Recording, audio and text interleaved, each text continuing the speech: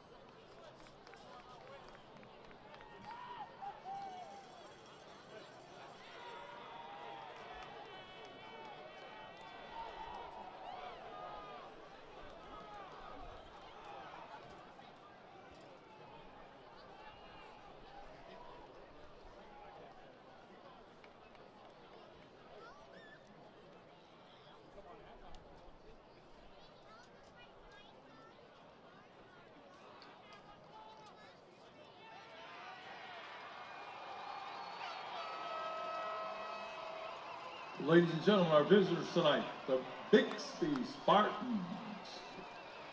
Good evening, Hornet fans. I am high atop S.E. Williams Stadium. This is Byron Perry, and sitting to my right is my good friend Kirk Jones, and this is Booker T. Washington Hornet Football 2021. Kirk, it all comes down to this. Yes, sir, partner. We're talking about a possible three-way tie Right, for division champs, fans. district champs. Obviously, playoff seeding at stake here. And big winning streak on the line, of course. So now I'm looking forward to it. Top two teams in the state getting ready to get after it. I'll say it again. It all comes down to this. Hornet fans, my partner Kirk Jones has kind of alluded to everything that we have going on tonight. But no matter where you are, no matter when you went to Booker T, it's one thing you know absolutely about with all intent and certainty, and that's championships. And tonight, the Booker T. Washington Hornets have the opportunity to clinch the district championship in the matchup they are about to undertake versus the Bixby Spartans. I'll get into it because we're getting close to kickoff. Let's call it like it is. The Bixby Spartans are undefeated in 45 games. And Kirk, if you know anything about me, the one thing I like more than winning is streaks. I love to break them. I love to be a part of breaking them, and I love to talk about breaking them. And tonight, 45 games. That's going on 3 years, correct, Kirk? Yes, sir. 3 years. And 3 I believe years. It may have started after Booker T won state championship. As a matter of fact, it did. So the streak started after a loss to Booker T. And tonight, the Hornets, ranked number 3 in 6A2, get the chance to go up against the number 1 6A2 ranked Bixby Spartans. The Hornets are taking the field. We are wearing all orange tonight.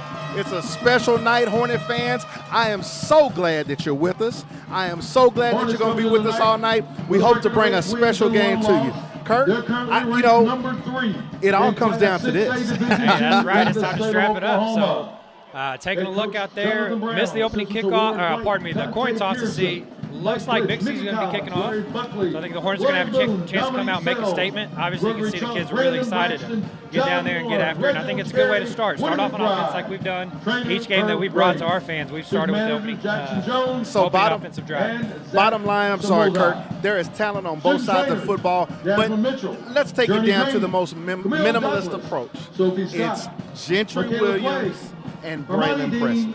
Now, there was some discussion that Mr. Presley may not play tonight after sitting out last week with an ankle injury. From all indications that we have, he's warmed up, he's suited up, and he's ready to go. Yes, there are 11 men on each side of the football at any given time, but these two guys, more than any other players on the field, are absolute difference makers. I don't mean to take anything away from any other athlete playing tonight, but whenever you have stars of this magnitude, you got to talk about them. Absolutely. Absolutely. This is a game between the top teams, and so we're going to talk about the top players. Yeah, definitely talent on both sides, Division I players on both sides. But what's so key about this, not only are they the top recruits for their teams, but they're such key to the game plan, right? Because Presley obviously is the main man with the ball. They've got to watch him everywhere he goes. And Gentry's going to be the one to, again, from his safety position, shadow that, right, and try to keep him in check. Because what makes him so dangerous is those 80-yard runs he breaks, the long touchdowns he breaks. You've got to contain those. You got to make them earn it. If they're going to score, if they're going to win, you got to make them earn it. You can't just give them the game with big runs. So we've got the kickoff from number 95, Colin Nolan. That kick goes into the end zone for a touchback. Kicker and punter for the Bixby Spartans. First possession, the ball goes through the end zone. It's going to be a touchback. Your Booker T. Washington Hornets are going to scrimmage from the 20-yard line heading south towards the Nathan E. Harris Fieldhouse. We welcome all of our fans here tonight that are in the stadium, and especially you that are watching via the stream. We're going to thank all of our sponsors. The Hornets, as I said before, are in the orange tonight. Junior quarterback Lathan Boone will break the Hornets from the huddle. And Kirk, one of the things that I want to talk about is execution at every man on the field. Absolutely. Got to be crisp tonight. So Ethan Washington is the running back to the right of Lathan Boone. He now goes in motion. but we have a penalty. We're going to have a legal motion. It looks like it's going to be against the Hornets. I guess they're going to say that Ethan Washington came forward before he motioned out to the left. So that's going to back the Hornets up 5 yards on their first possession. Yeah, obviously not how you want to start in this game. But, again, just you got to keep your head, right? Just one play at a time. You know you can get that back. You've done it before. Once again, Ethan Washington motions out to the left. 3 wide receivers to that side. Here's a quick pass into the slot. The ball is received. The pass is complete. That pass looks like it's going to be complete to number 13. That's number 13, Ryan Anderson. And Kirk, Ryan Anderson has been a factor the last few weeks for the Hornets, something we've been looking for because that slot man has been open all year long. Yeah, absolutely. And, again, good simple pass there. You got your lost yardage back and then some, so still a good second down. The Hornets are going to have 2nd and 7, 11 minutes, 53 seconds here in the first quarter. We've got a man in motion. Ethan Washington takes the handoff. He's going to fumble it. The ball's going to go into the air. It's going to be recovered by the Spartans. They're going to have the ball inside the 5-yard line. An unfortunate play for the Hornets.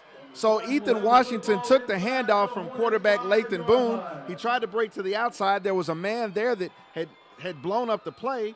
The ball squirted into the air, and then it's on the turf. It's going to be recovered by Bixby. That's the first time in a long time, Kirk, we've seen the Hornets not matriculate down the field on their first drive.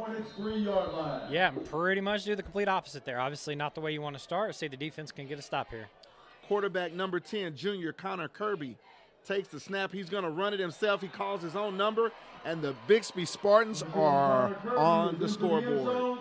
11 minutes, 9 seconds left in the first quarter after the fumble by the Hornets. Bixby has gone on to the scoreboard, and there looks like they're lining up for something familiar. Looks like the swinging gate play. Now they're going to shift into a standard PAT formation. Number 95, Connor Nolan, in to attempt the point after. Number 95 waiting on the snap. It's down, hold is good, kick is up. It's low, but it's going to be good. And with that, the Bixby Spartans have taken a 7-0 lead over your Booker T. Washington Hornets. Kirk, that's not how we drew it up, my friend. No, that's not, again, not how you draw it up at all. And, again, really, you can't get a worse start. You start with the 5-yard penalty, but you get it back. You get a good gain on second down, right? And so you're in a very on first down, you're on a very manageable, 2nd and 6. But, I mean, obviously in a game like this, really in any game, but particularly in a game like this, you can't have turnovers. Certainly can't have them inside your own 20. So, it's early, right? Still plenty of game. Pretty much the entire game is left. Obviously, you didn't want to start out short like this, but, it is what it is. So you got to come back and, like I say, you don't need to make that play up. You don't need to make it up on the very first play of this series. Just do what you do. Stick to your script. We saw us be very efficient last week, and that's what we need to do again today. And that's the thing that I was going to bring up, Kirk. One of the things that I saw as a key to this ball game was that, we've got to be crisp. I say it all the time. I love the phrase. It was very pertinent when I played. Being crisp is about maintaining your assignments, doing what you're supposed to do, and doing it to the exact nature of what the play entails. And that right there, a simple play, looks like it was going to get blown up. Ethan's just got to maintain ball security. So once again, number 95 kicks off. That's number 95, Connor Nolan. Kicks off, kicks deep. It's going to be a touchback. So the Hornets are going to scrimmage for the second time. They're once again going to be at the 20-yard line. And just a quick note, it looks as though number 13 for the Hornets, Ryan Anderson, is on the bench. Looks to be having some issue either with a foot or an ankle, so that will be something for us to watch. Right now, we don't have number 2, Gentry Williams, in the ball game, but Lathan Boone, the quarterback, once again, Isaac Covington in the backfield, ready to take the snap. Washington has been replaced by Covington. 3 wide receivers to the far side. Here's an inside run by Covington. He makes a good little move, gets positive yards out of it. And once again, Kirk, here's the thing. The Hornets have been able to, from what we've seen, move the ball. We have to note it every week, fans, that up front, we're going to be outmatched. Yeah, absolutely. Undersized on the offensive line. Got a big nose guard in for Bixby, but again, they can get the job done. But there's certain ways they got to do it.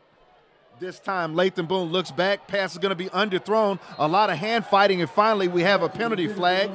The pass was intended for number 4, Micah Tees, defended by number 4, Tyson Williams, a junior wide receiver defensive back. Looks like we're going to have pass interference. Yeah, waiting on the officials to give us the exact. Should be on the defense there. Yep. Pass interference on the defense. Again, blitzer came through free. Lathan does a good job to, get rid of it. Obviously, you got a guy like Micah Tees, kind of a safety. You can safety valve just chuck it up to. Ball's underthrown, so it's one of those things like not much the defender can do on that, but it works in the offense's favor. So again, something that looking like a little bit of a bad play at the start with the blitzer coming through ends up working out for the Hornets. Lathan Boone, basically new formation. Still 4 wide receivers. We've got one in the flex position. I think that's Deion McKinney. DJ McKinney is in the backfield to the right of Lathan Boone. He gets a snap. It's high. He's calling his own number, quarterback sneak or quarterback draw. He gets into the middle of the field. Going to be able to get not much on this particular play. Looks like he's going to be spotted for a loss, actually, Hornet fans. 10 minutes and 25 seconds currently in the first quarter remaining. And again, just keep your head, keep doing what you do. It's still just second down. You're a little behind the sticks, but again, you just keep with your play calls, your offense. You'll be fine. Play clock at 18 seconds for Lathan Boone as he checks the defense. He gets the snap. He looks to his left. He throws over to the middle of the field. The pass is going to be overthrown. The pass was intended for number 10, Isaac Covington, who's played a little running back on the night. Seemed as though Lathan had single coverage on Covington, Kirk, but he put air up under it, and Covington was running shallow. Yeah, whether that was an overthrow or Covington cutting the route off shallow. Again, you got third down here. Again, you don't need to get everything back on one play, but obviously you are in a 3rd and long. We'll see what they come up with here. You're in a chance, if you can't convert here, you are in a good spot where you can try to at least pin them deep. The Spartans have everybody rolled up on defense, nobody more than 6 yards off the ball. Boone is going to throw the out route, and this was going to be just wide. Pass was intended once again for number 4, Micah Tees. He had him, but he put a little bit of extra hot sauce on that one. Yeah. And that could definitely be that's a pregame, big game jitters type of throw. Yeah, absolutely. And that's especially where you got to step into it and you got to let it go. Yeah, absolutely. Again, just a little bit of jitters. We've obviously seen him make that throw all year. So, again, the key here, obviously, for the Hornets, again, just settle in and play your game. You still got a lot of time here, but you definitely got to settle those nerves. So, senior Jackson Marsh is back to punt for the Hornets. He gets it away.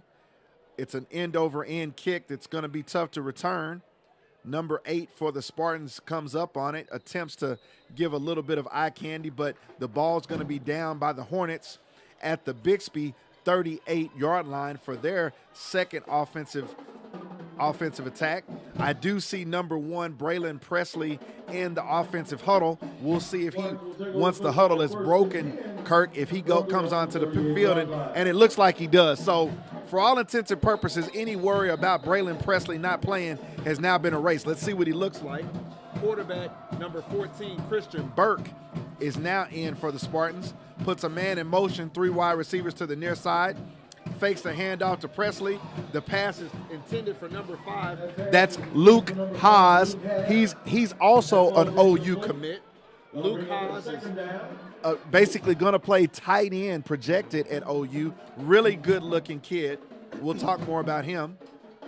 Brings up 2nd and long. Here's an inside give to Presley. He jukes and dances. It's going to be wrapped up pretty quick there by the Hornets. On the tackle, number 10, Isaac Covington, moving over to his defensive spot. So, Kirk, you have him where you want him, 3rd and long. Absolutely. That's all you can ask for here. So you got to get off the field here, make them punt. Again, drop on 1st down, do a good job on 2nd down. Again, you got to get the stop here. Bunch formation with 3 wide receivers to the near side for Bixby. 14 drops back. He looks, pumps, doesn't have it. Finally makes up his mind and throws into the middle of the field, but the pass is low and behind, incomplete. That's going to bring up 3rd down for the Hornets, Hornet fans. The Hornets get off the field, and for everything people have wondered about for the last year since these two teams met, you see a Booker T. Washington defense that for right now has gotten off the field. Absolutely, and that's what they couldn't do last year. Obviously, high-scoring affair, but again, they get off the field here. Again, just settle those nerves. You know, you're starting in the 7-0 hole, but again, you got plenty of time to get it back. But a good stop by the defense. You know, on the second drive, essentially, we got a fake.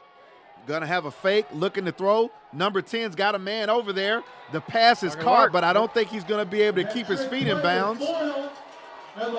And the Hornets have held. So on the fake reverse punt pass, the pass is incomplete. Your Booker T. Washington Hornets are going to have the ball in Bixby Spartan territory. 9 minutes, 6 seconds left in the first quarter. This is a chance. This is one of those momentum plays, Kirk. Of course, you know what I'm calling. 9 route, I'm going up top right here, baby. Absolutely. You got the speed. Yeah, you got the sudden change. You got the speed. And like I say, you got guys you can trust there. So we'll see what they do. But obviously, you got to take advantage. You got a chance to get your turnover back. You got a chance to get that quick, cheap score back here. So let's see what the Hornets can do with it. Number 13, Ryan Anderson, is back into the football game. Also, senior, number 24, Ethan Washington, back at the running back position. You got DJ one-on-one up here. Goes into motion. Here's an option. Pitch to McKinney. If he gets a block, he may score. He's at the 30. He's looking to get the sideline, and he's down. Looked like it could have been a horse collar tackle, but that's number 4 for the Bixby Spartans. Tyson Williams taking down DJ McKinney. We do have a flag on the play back near the line of scrimmage. On the field, Hornet fans. At the 39-yard line. 2 flags back in the area that looks to be, I would say, a hold. I would like to say it's personal foul, but it's going to be a hold against the Hornets. Not sure who it's going to be against. So there's a beautiful play, Hornet fans. It's nullified by a hold. And Kirk, we've seen this with this team this season, the inopportune penalties. Absolutely. They have been lessened. You know, we've seen a lot more effort on cleaning that up. But here's a penalty when you really don't need one. And you're running an option to the opposite side of the field. You really don't need that hold there. And, again, takes away a big gain and momentum. Boone, inside give to Ethan Washington. Good hard run into the middle of the field. Ethan Washington is just about going to get back, Hornet fans, everything that was lost on the penalty, the hold. And that's the Ethan Washington, Kirk, that we've seen for at least the latter half of the year, 5 weeks. Yeah, for sure. And you can expect him to be out there running with a purpose, on a mission to make up for that fumble. And Kirk, that's something that I wanted to talk about. When you're running like that against a team like Bixby, we saw it last week, you make the defense tired, and that's what you want. So we've got 2nd down and 11 for the Hornets. Empty backfield for Lathan Boone. Washington motions back into the backfield. 3 wide receivers here to the near side. Boone looks to the far side. He's going to keep it. He's going to cut it up. Looks like he's going to get back to the line of scrimmage. He had 1 wide receiver over there to the far side, Hornet fans, and that appeared to be number 4, Micah Tees. It appeared to be a miscommunication between quarterback and wide receiver, Kirk. I think Lathan was looking for Micah to do something, and I didn't see whether or not Micah was looking to block or run a hitch route. Yeah, absolutely. And, again, good job by Lathan. Don't force it, right? See if you can get some yardage here, and you can 3rd down. Be interested to see if they're in 4-down territory here. 3rd down and long. Boone has the snap. He steps up into the middle of the pocket, but he's going to be taken down. Now, there's a situation, Kirk, on the stop, number 25 for the Bixby Spartans. That's Miles Hill. That's a senior linebacker for Bixby.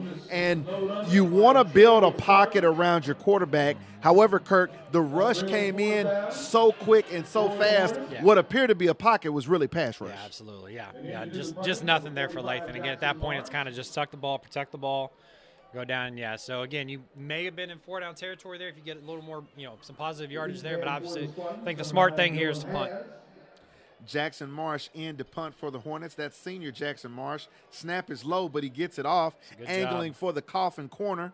Ball is going to hit and take a backspin at approximately the 20-yard line. Looked like a beautiful pitching wedge over there, Kirk. He got great action on it. Looks like the officials are going to spot it at approximately the 24-yard line with the backspin.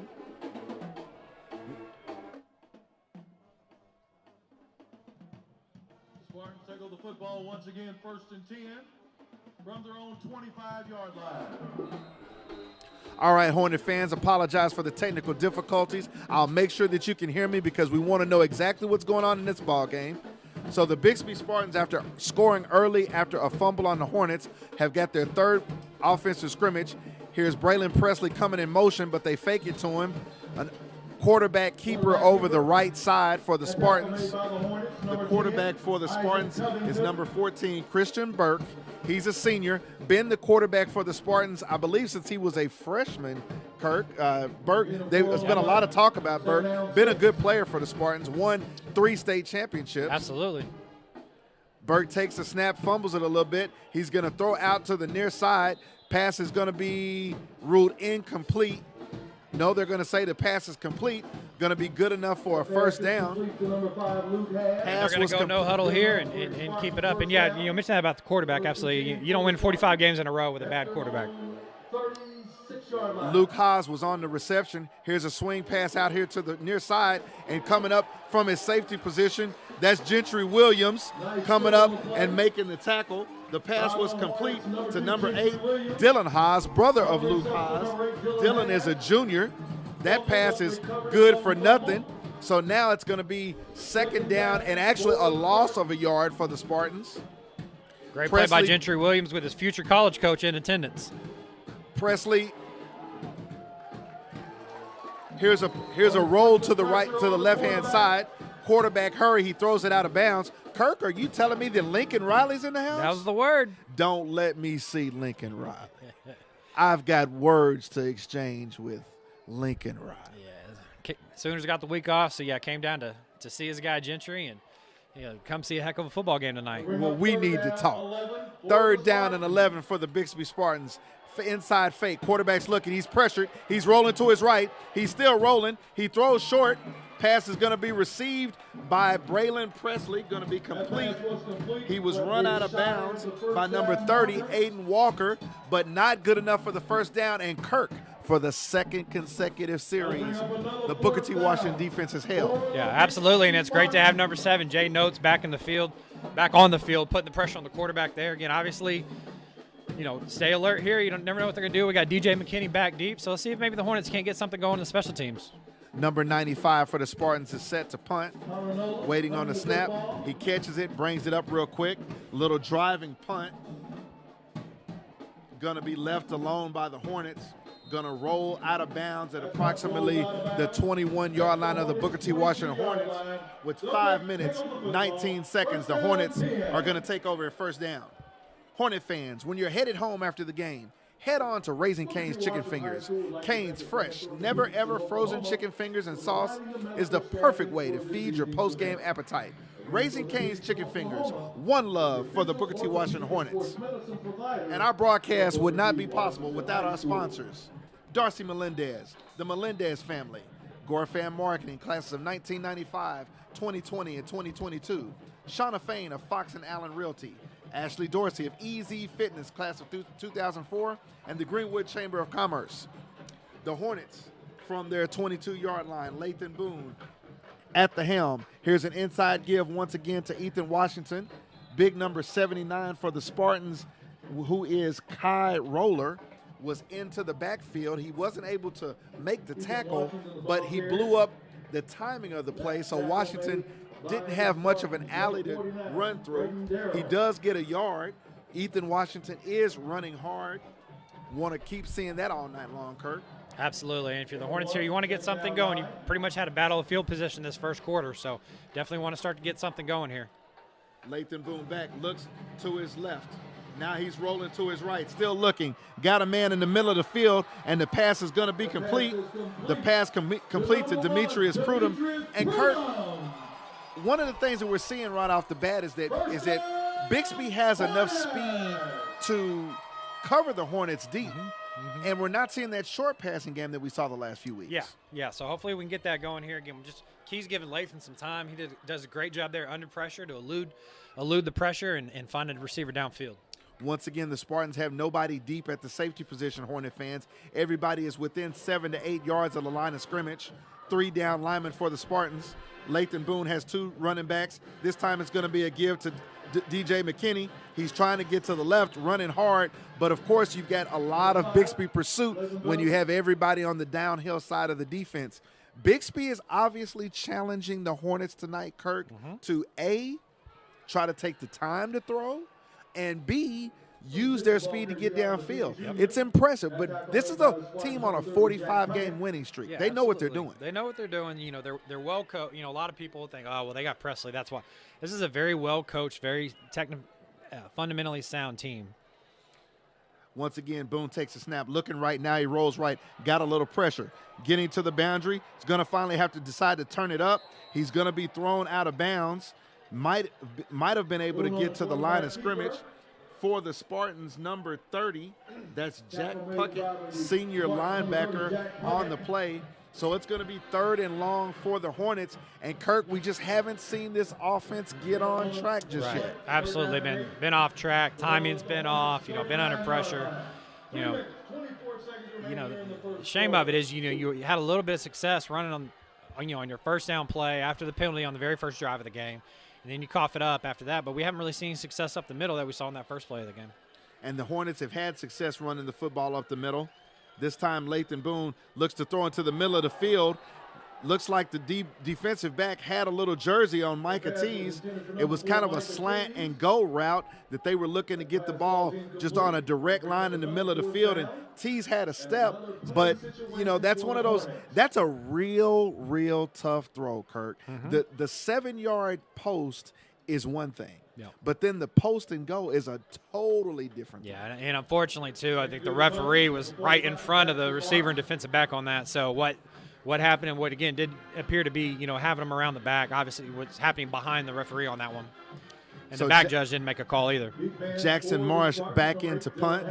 Dylan Haas is back deep for the Hornets. Here's a high kick by Jackson Marsh. The ball's received and fair caught by Haas. Much better punt there by Jackson Marsh. Great job there to kind of, just a little bit outside the 20, about the 23-yard line to start this drive. So good punt there, good hang time. Make sure you eliminate any opportunity for a return. Let me tell the Hornet fans about some more of these sponsors. We've got Adrian Bradley, class of 2004. Christopher Elmore of Smiley Elmore & Associates, class of 1995. Derek and Heather Alexander, class of 2004 and 2011. Kirk Jones, I know that guy, Chase Bank Mortgage, class of 2004. We thank all of our sponsors for allowing us to be here, bringing you Booker T. Washington Football 2021. Here's a direct snap to Braylon Presley. He's trying to get to the right side. He's got a lane, but he's finally going to be taken down. Number 25 for the Hornets. That's Jaden King, who got him with a foot tackle, but he got him with enough, Hornet fans. A lot of great pursuit by the Hornets, but there's the explosiveness of Presley. Here's a swing out to the near side. Number 6 has it. He's going to finally be run out of bounds, this time by number 9 for the Hornet, Dalen Mays. And the Spartans, Kirk, are doing something that I love. They're using the tempo, and they're going side to side and then down the field. Yeah, good job there. Bad angle by Jordan Drew on that. Try to go under his man and get in there, and that's exactly what Bixby wanted on that play. Luckily, like I said, Gentry's there to clean it up. Braylon Presley in motion. They fake it to him. Here's a quarterback keeper to the big quarterback. That's number 10, Connor Kirby. So that'll be something to look after, Hornet fans. When 14 comes out the game and 10 comes into the quarterback position for Bixby, he's going to be running the football. He's done it twice. He already has a touchdown on the night. So number 10 still in the game. Braylon Presley, number 1, the Oklahoma State commit, is in the pistol formation for the Spartans. Here's another direct slap to Braylon Presley. He tries to get to the left, but immediately from the secondary coming up, that's none other than DJ McKinney, and he makes a good tackle on Braylon Presley. All that juking and jiving has to stop. Yeah, absolutely. Great play by DJ right there. Wrap him up, and again with Presley, that's it. You got to wrap him up and hold on. So number 14, Christian Chance to get Burke. Off the field for the Hornets. Christian Burke back at quarterback for the Spartans on an obvious passing play. 3rd down and 5 from the Hornet 47. We're 1 minute and 39 seconds left in the first quarter. Hornets 0, currently Spartans 7. Little motion in the defensive line for the Hornets. Braylon Presley, options left, now comes back right. They fake it to him, make a pass into the middle of the field. It's complete, and it's a foot race to the end zone. Number 35 for the Bixby Spartans is going to get there for the touchdown. That's Bo Bertelli, senior tight end for the Spartans. And Kirk, I'm looking for Luke Haas to make that play. That's Bo Bertelli. He's defended by a very good cornerback in Jordan Drew. Jordan Drew took an inside release at the contact for the football, thinking that he could basically get the incompletion. Bertelli makes the hands catch. And he may not have get there quickly, but he got there. Yeah, he did. And again, Jordan he's making a play on it, inches away, right? Inches away. But again, in this game, that makes a big difference. And unfortunately, you got nobody over the top, and so Bixby goes up 14-0. Again, still very early, right? But the Hornets offense obviously needs to get something going. And the defense really, honestly, is playing well. You just missed a play. The defense is playing well, Kirk. And this is what Hornet fans that Kirk and I have talked about all season long, about maintaining your assignments. In a situation like that, there's no safety coverage over the top. Jordan Drew is pretty much on an island on one side of the field with Bertelli. And the thing that Jordan Drew has to know is, okay, if he catches it, they get a first down, okay? But if he catches it and I'm up under him, he's got green grass, he's got situation and opportunity, as a friend of mine likes to say, Kirk, and give me the situation. Right. And I'm going to take advantage of the opportunity. Yeah. No, and a great job by Bixby there. And again, Hornets got to, the key here is, again, just get something going. Maybe we can. DJ have to field that.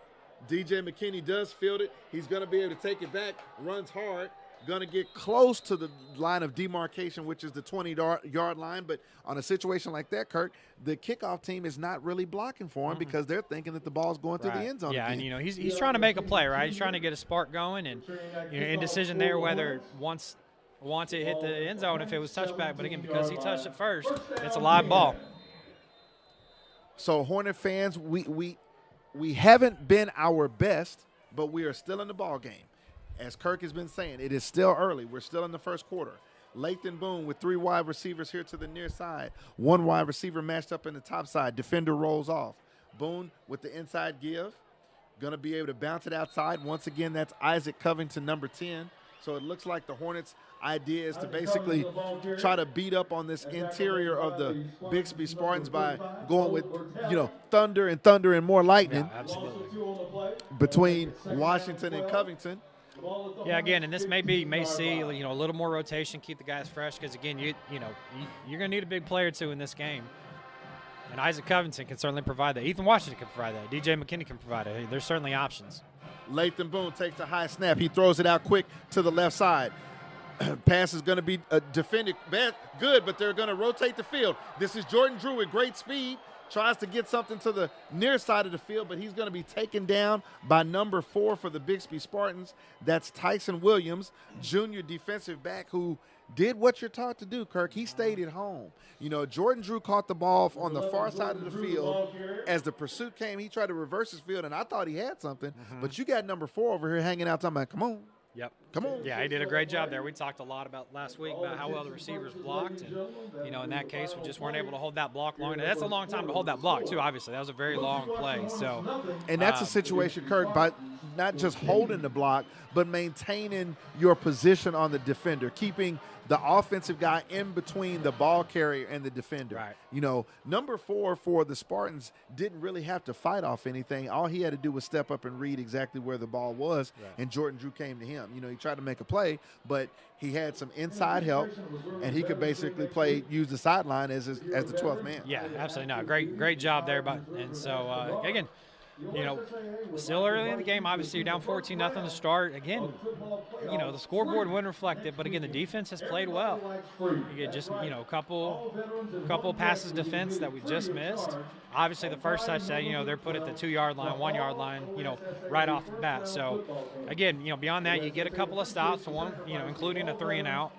On that one, you're making them work for it, and again, they hit on the pass where you just miss. You just miss breaking it up and forcing another punt. But again, game like this, plays like that are what are going to hurt you. So again, 3 quarters to go. Offense has got to get something going. So we may see whether that's looking more up top if we start run size.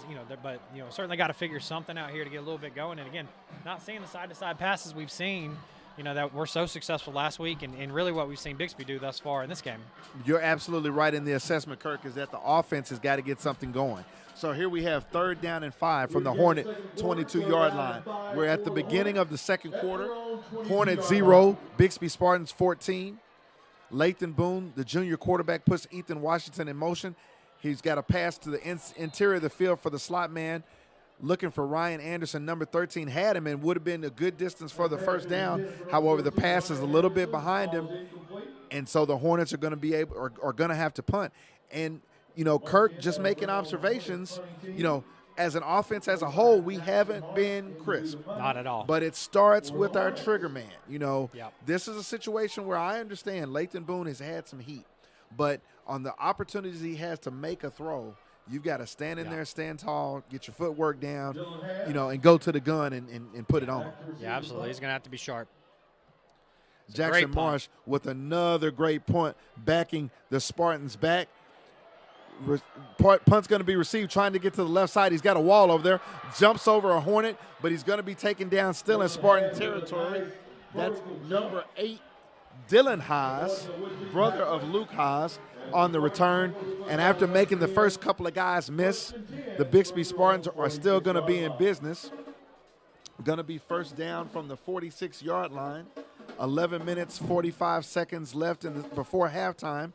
And Hornet fans, we look to have another visitor with us at halftime, so please stay tuned. Kirk and I are always trying to bring you something a little on the special side, a little lanyap. A little something, just a little extra. So the Spartans waiting for the snap. Here's an inside fake once again to Presley. Number 10 has it, running to his left, cuts it up, gets positive yardage. And Kirk, I'm noticing something here. We're seeing number 10, Connor Kirby, at quarterback, and this is an interesting little wrinkle to the Bixby offense. Yeah, absolutely. Second down and 4 for the Spartans. They swing it out to Braylon Presley. I think it's going to be incomplete. Going to be 3rd down and 4 for the Spartans. Looks like they give him a positive a catch. It's going to be 3rd down and 4 for the Spartans. Yeah, and again, big opportunity here for the Hornets to get off the field about midfield. So it would be interesting what they do if you do get a stop here on 3rd down, whether or not they go for it. But again, first you got to focus on 3rd down. Here's a handoff, going to be the quarterback keeper, and number 10 is bulling forward. It's going to all depend on the spot. Yeah, a little bit short. Looks like it may be short. Connor Kirby on the keeper. They're looking at the sideline for the play. They're not looking for the punt team. They're ready to go for it. And the Spartans are absolutely going to go for it. Bringing number 14, Christian Burke, back into the game. Spartans are going to have 4 wide receivers with the H-back. Braylon Presley in the backfield. Now to the check with me. Got Presley in the slot. Presley's actually in the slot. Check that. Thank you, Kirk. Once again, number 14, Christian Burke, looks over the defense. Steps back, could be the quick kick, and it is a quick kick. He gets it away. Ball's going to bound down and go out of bounds somewhere around the 10-yard line of the Booker T. Washington Hornets. So, Kirk, you get what you want. Bixby does punt the football. Yeah, absolutely. Great punt, too. Nice little play there. Nice little wrinkle there by Bixby. A couple hard counts, tried, check with me, change it up, and then go to the quick kick. So good job by the Hornets. Not be fooled. Stand your ground, right?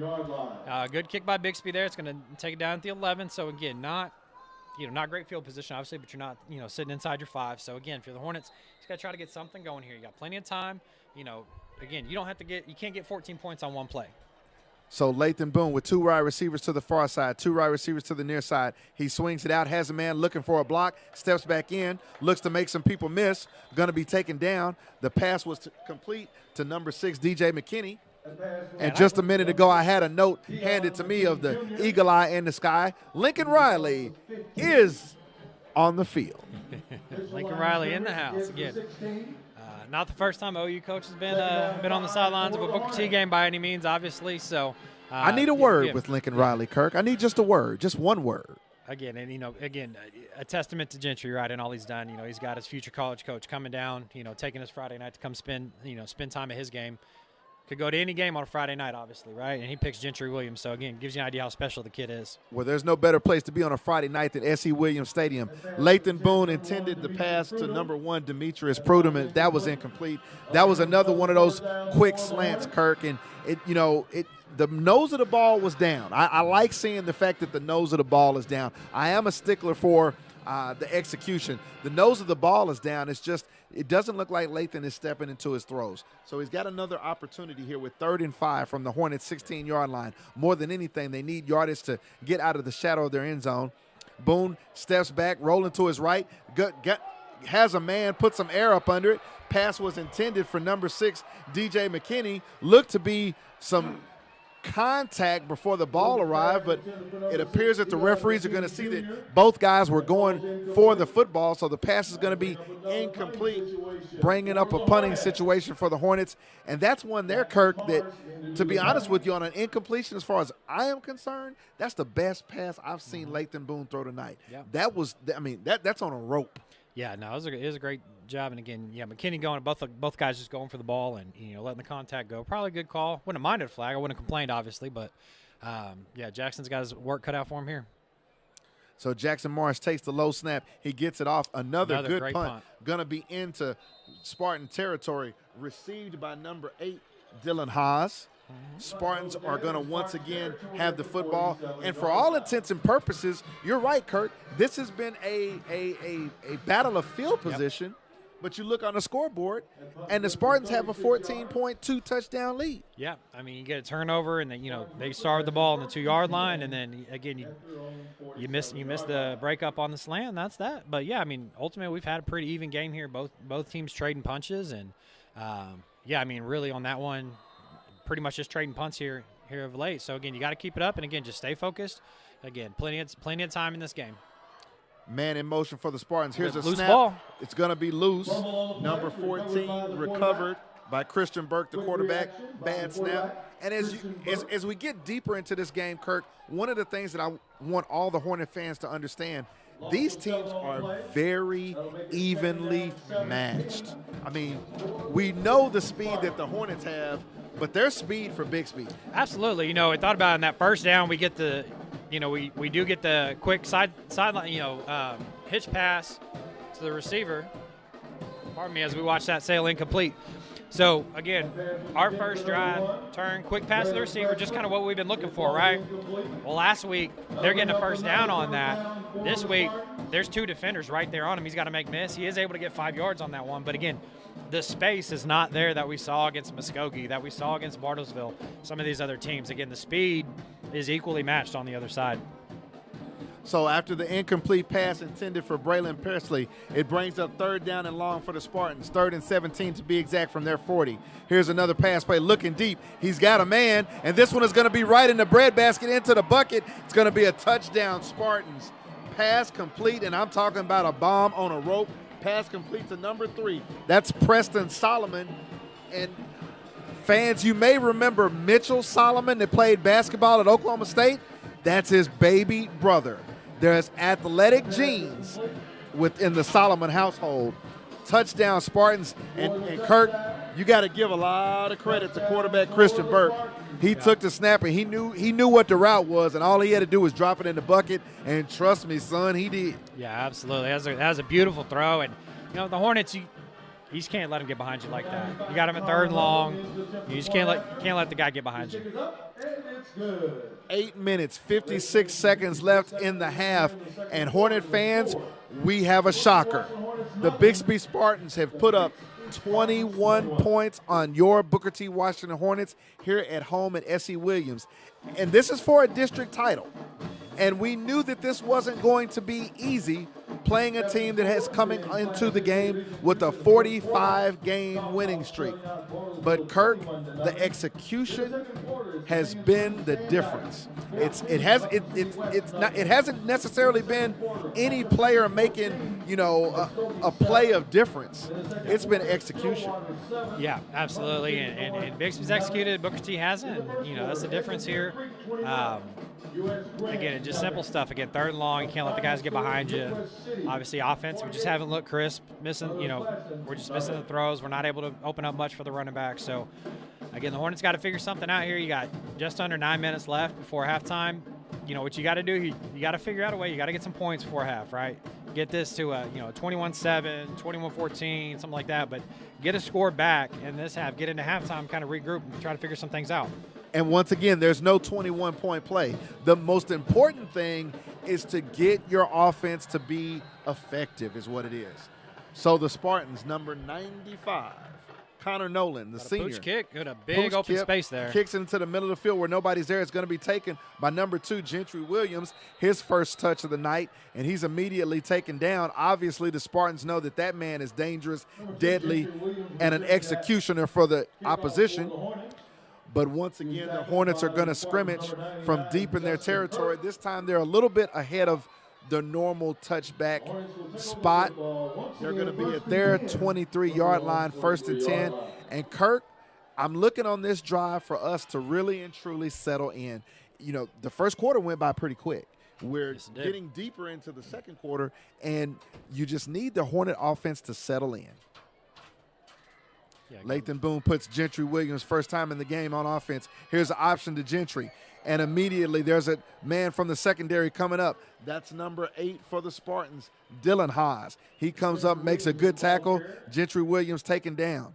Gentry really didn't have much time there, Kirk, to survey the field to even make a move, to be honest with you. Yeah, but you can kind of see they're leaving him in. We haven't seen him on offense much, but I think Coach Brown understands you kind of got to get something going here, and that means getting your top playmakers on the field. Let's identify him. Gentry Williams in the slot. He is bracketed by 2 Bixby Spartans. Check with me. 4 wide receivers in the game. Number 6, DJ McKinney, the running back in the pistol formation with Lathan Boone. The wide side of the field is the far side of the field. Boone gets the snap. He looks to the wide side to his right, and once again, this was going to be behind the intended wide receiver. Looking into the slot once again, that was intended for number 13, Ryan Anderson, who was open but just a little bit behind him. And if I'm the Hornet coaches, I'm going to keep throwing that play, Kurt, because the thing about it, eventually the Spartans are going to sit on it, and then Ryan Anderson is going to be open on the slant. If he just makes a skinny slant out of that. Yeah. So that's going to be there. That's something, Kirk, that, we didn't complete it right now, but, that's not a worry. We've just got to step up and make some throws. Brings up one-on-one with Micah Tees up top. 3rd down and 15 for the Hornets. Micah Tees with double coverage to the far side. Boone looking for him all the way. This time he throws the pass intended once again for Ryan Anderson, but he throws it high. Anderson had the opportunity to make a catch and get a first down out of it, but the pass is going to be incomplete. So that drive quickly goes nowhere. 7 minutes, 59 seconds before the half for the Hornets, and Jackson Marsh is going to be in once again to punt. But I'll say this, Kirk. The offensive line is giving Lathan Boone more time to operate. Now, I don't know if this is because we've seen something and identified it, but we know that there's a disparity in size, and Lathan Boone had some time to operate. Yeah, he did. So, he's just got to settle in. He's definitely had nerves. Another good punt by Jackson Marsh here. Number 8 receives. He's bottled up on the sideline and taken down by number 16. That's Mekhi Chambers for the Hornets. And once again, the Spartans are going to be scrimmaging from near midfield territory. We have confirmed Lincoln Riley, current head coach of the Oklahoma Sooners, on the far sideline for the Spartans. He's got commits on both sides of the field tonight. Gentry Williams and Luke Haas. Spartans are going to break the sideline and come to the huddle. They're really unique that their linemen huddle in one group and the rest of the skill players huddle in a different group. Number 14, the quarterback for the Spartans, that's senior Christian Burke. He's got Braylon Presley to his left, fakes an inside give, throws out to his right. Backing up, number 2 has it. He splits a couple of defenders, still on his feet, cuts back into Hornet territory, going to be deeper into Hornet territory, about the 28-yard line. The pass was complete to number 2, Jacob Snyder. And, Kirk, it's a play we know well. I mean, it's a play. Absolutely, and operated. Again, you can see when it's operated to perfection there, that's what you get. Once again, 14 drops back, pump fake. He's got basically rush, but he outsteps it, makes the pass to the left sideline, but the pass is incomplete and drops down. The Hornet defense is definitely going to have to stiffen at this point. Yeah, you definitely got second and long here, so obviously you want to, buckle down, try to, get them into third down, make them earn it. You don't want the Spartans to score another touchdown here in the first half. 7 minutes, 31 seconds in the half, and the Spartans are threatening. They come to the line of scrimmage. Braylon Presley in the pistol formation, number 10, the quarterback. He takes it, gives it to Presley. Presley with some quick moves into the interior of the line and picks up about 4 yards. The Hornets are there, but now we've got a flag that's thrown. Going to see exactly what the back judge has on this one. Yeah, so we got after the play on the Hornets. Little pushing after the play, catches the second one. A little bit of theatrics by the Bixby guy, but a little extracurricular and a little thespian. A little bit of thespian curricular activity on that one. So, yeah, again, a little bit after the play, and you always got to remember they're going to catch the second guy. And here you go from having, 3rd and 6 to 1st and goal. Pardon me, first and 10 from about the 11, 12. So, again, you're down 21-0. You're trying to, salvage something this half, get out. You just can't have that. So the Spartans are going to scrimmage from the Hornet 12-yard line. Quarterback number 14, Christian Burke, back in. This time Braylon Presley motions out to the left. 3 wide receivers here to the near side. The Hornets have single coverage on Presley. Burke looks back, rolls to his left, steps up, got a rush, going to try to run for it. He's going to be taken down. Good pursuit by the Hornets, but he gets positive yardage. Going to be close to about the 6-yard line. So Burke gets positive yardage, and it looks like the Spartans are bringing in their heavy package now. Number 10, quarterback Connor Kirby. Number 30, Jack Puckett. Another linebacker, heavy package in. I'm looking for this to be quarterback run, and once again it is. They fake the motion handoff, but number 10, Connor Kirby Jr. takes it to about the 4-yard line. 3rd down, Kirk. Big play here. Again, probably 4-down territory. This is big. You haven't won 45 games in a row for nothing. So the Spartans with this heavy package, now go to the check with me. 30 gets to the pistol, motions back up. It's again the quarterback read, and it's the same play that they scored the first touchdown. Touchdown, Bixby Spartans, Connor Kirby. Yeah, that's just kind of that old belldozer, J.W. Wall is just quarterback run game, direct snap, and that's it. Belldozer, is that like a Kubota? Hey, it's not as good. I never heard of a belldozer, but I'll take your word for it, partner. All I know is the Spartans use a big guy at the quarterback position to run behind a big line and a fullback to get a score. And with the PAT down, spotted, and good, the Bixby Spartans take a 28-0 lead. 6 minutes, 1 second. Yes, Hornet fans, I'll say it again. Don't go anywhere. Don't go anywhere. But right now, your Booker T. Washington Hornets are down 28-0 on the number 1 ranked 6A2 Bixby Spartans. And Kirk, I said in the open, one of the things that I love to go after is a streak. And I've been a part of them. I understand what it matters when you have a lengthy streak. And Bixby's playing like 45 games in a row means something. Oh, yeah, absolutely. It's not a fluke. Like I say, it's not that many games in a row. It's never a fluke. They're a very good football team, and they play that way. They're coached that way.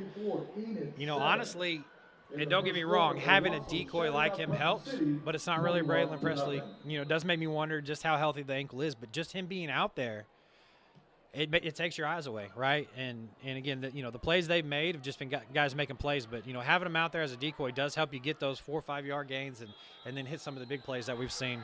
Here's a deep kick that is returned by DJ McKinney, who brings it out to approximately the 22-yard line.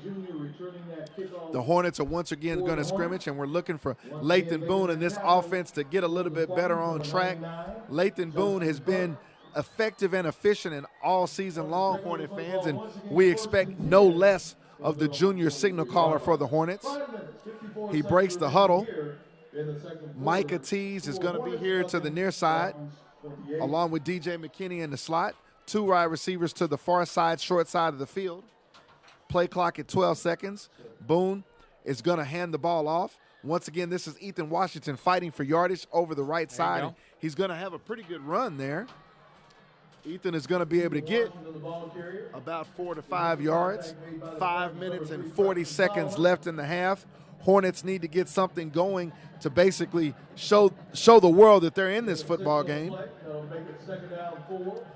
Yeah, Washington very big drive here. Obviously, that kind of goes without saying, but you really got to find a way to get some points here. 2nd down and 4 for the Hornets. Boone takes it, pumps to his right, still looking, puts air up under it, has a man, and is just going to be slightly overthrown. Pass was intended for number 1, Demetrius Prudhomme. And once again, Prudhomme had a step, and it was just a matter of, just having enough air under the pass, Kirk, to allow the wide receiver to run up under it. And that one was on the rope. Yeah. When it needed to be, you needed to have a little air up under it. Again, putting the Hornets about 3rd and medium here. Again, you got to find a way to convert. So looking for the slot receivers, Demetrius Prudhomme, number 1, along with the 2 other wide receivers here to the near side, wide side of the field. Boone gets a snap, looks to his right. This one is going to be intercepted by number 35 for the Spartans, and he's going to return it for a touchdown.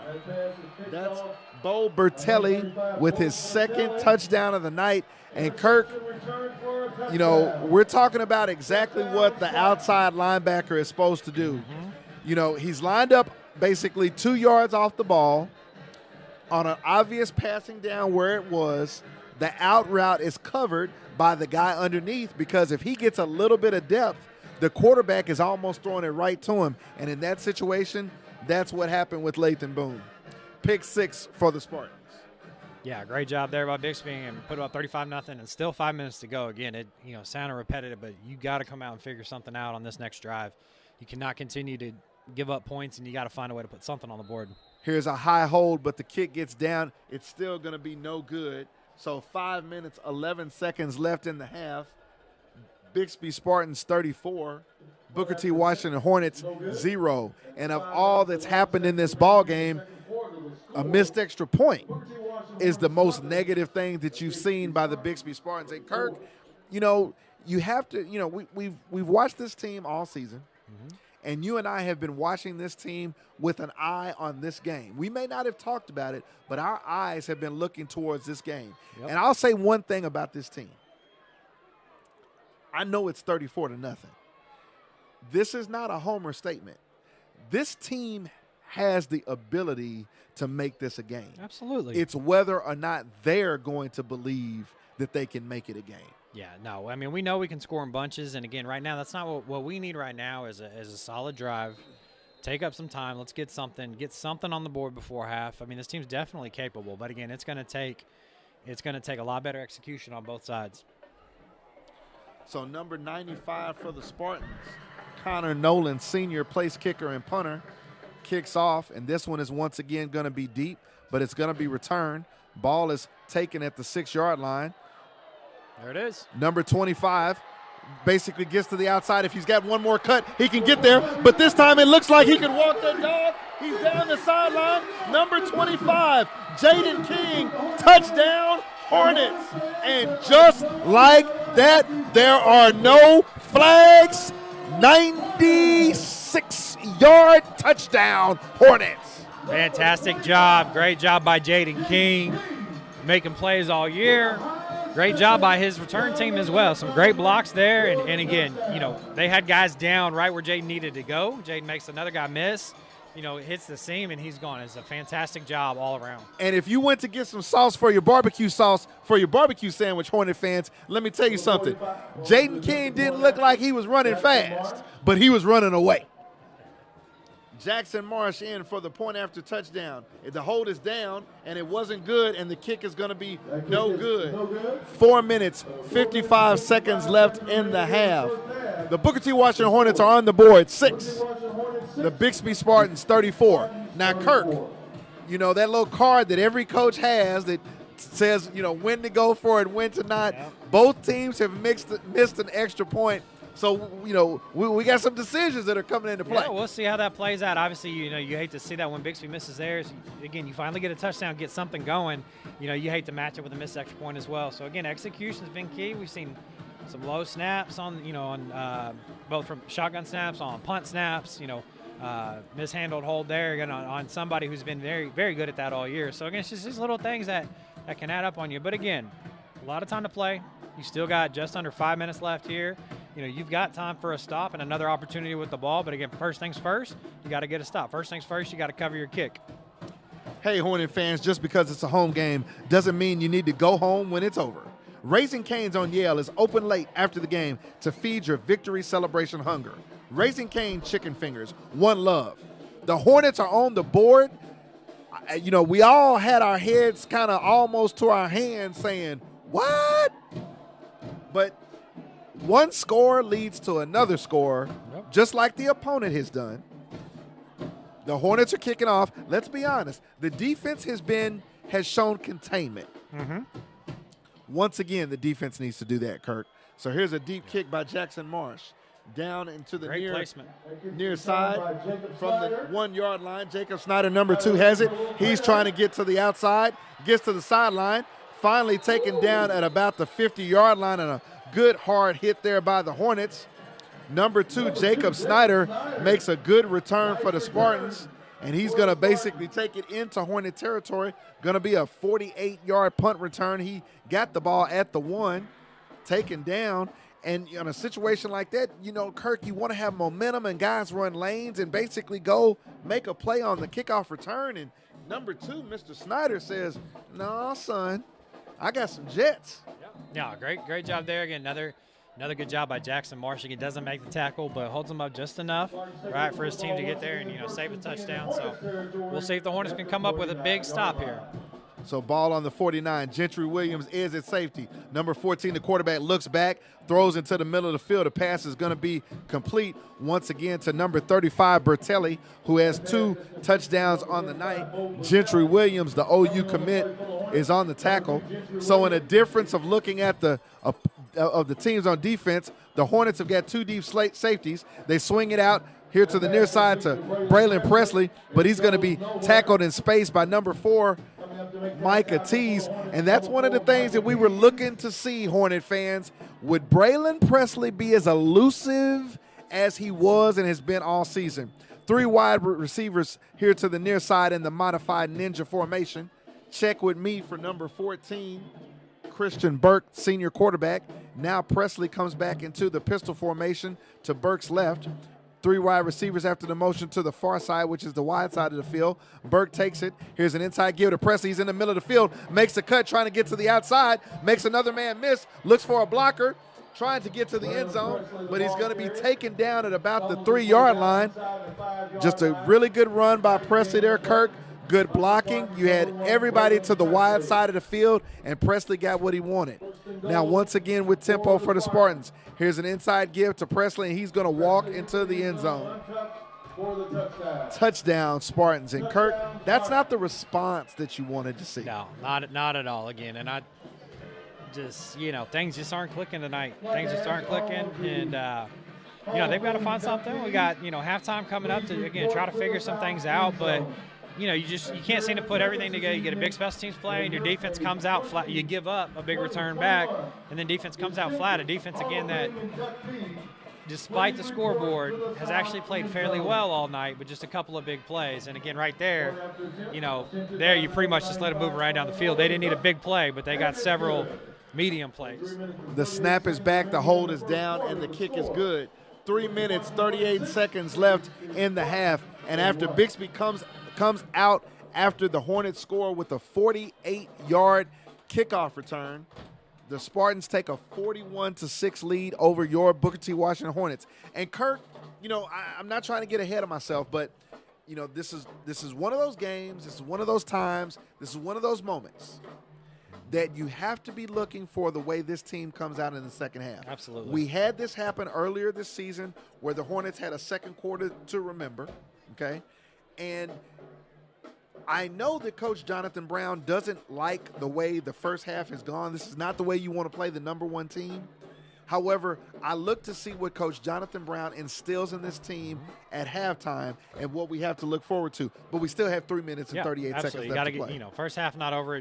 Definite gut check here. You got to dig down, have some pride, and just you got to find a way to fight through and make some plays, make some stops, and again a lot of game to be played. But you got to stay in your head.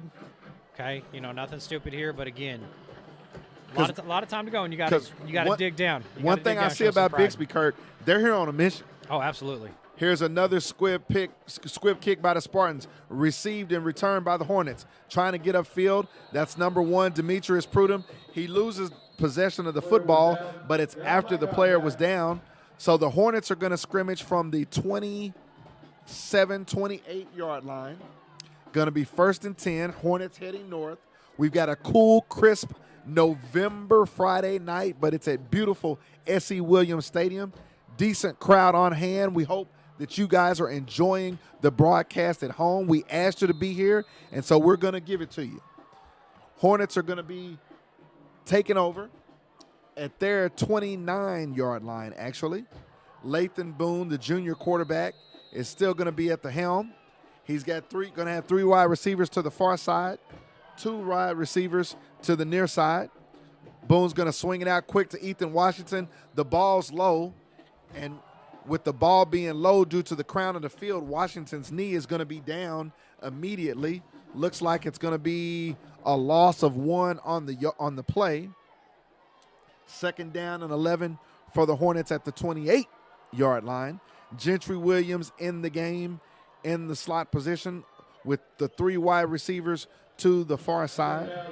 2 wide receivers here to the near side. Lathan Boone surveying the defense. He's going to throw into the middle of the field to Gentry Williams, who made a good dead leg move. Pass is received, and that's what you need, Kirk. Good for about 7-8 yards. Going to bring up a 3rd down and short for the Hornets.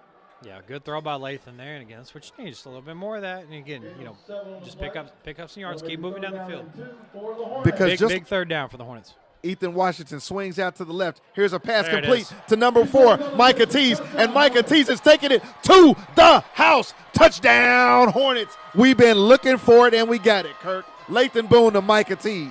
There it is, and yeah, like I say, get some confidence there for Lathan. He hits a throw, comes right back with another one. Again, that's the Lathan that we're used to seeing. That's the Lathan the Hornets need.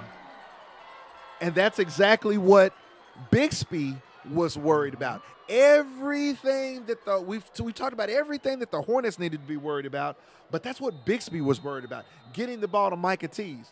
And when he gets it to him, you better ask somebody, that kid can run. Yeah, absolutely. They had no chance there. Night Train's calling touchdown. He's still at the 40-yard line. He knew what was happening. Jackson Marsh waiting for the snap. It's back, down, kick is up, and it's good. 2 minutes, 27 seconds left in the half. Your Booker T. Washington Hornets get back on the scoreboard. Hornets 13, Bixby Spartans 41. And Kirk, now we're seeing some of the plays that we thought we would see where everything has been so overwhelmingly Bixby in this game. I'm not going to say the Hornets came out flat. I'm not going to say the Hornets came out unprepared. I'm not going to say that the Hornets came out and weren't ready to play. It's that Bixby came out and just made plays, and that's what football is. Yeah, they were just more crisp. And with everything they did, it wasn't just making the big plays; it was making all the little plays. And again, the Hornets' offense is just off. Just came out off. You start, obviously, you give up the fumble in the first drive. Again, defense is playing well, but giving up some big plays. And then the more the offense is unable to get something going, more it's going to wear your defense down. And I think that's a little bit of what we've seen. So obviously, Hornets desperately need to get into the halftime here. Preferably with the score where it's at. If we can find a way to tackle another one, sure, but you got to get out of here with Bixby having no more than 41. You can't afford to give up another score here. 2 minutes and 27 seconds to halftime, Hornet fans, and please stick with us. We look to have some special guests here in the booth to talk a little bit, get us prepared for the second half, which could be really, really good, Hornet fans. So Jackson Marsh approaches the ball. This time he pooch kicks it.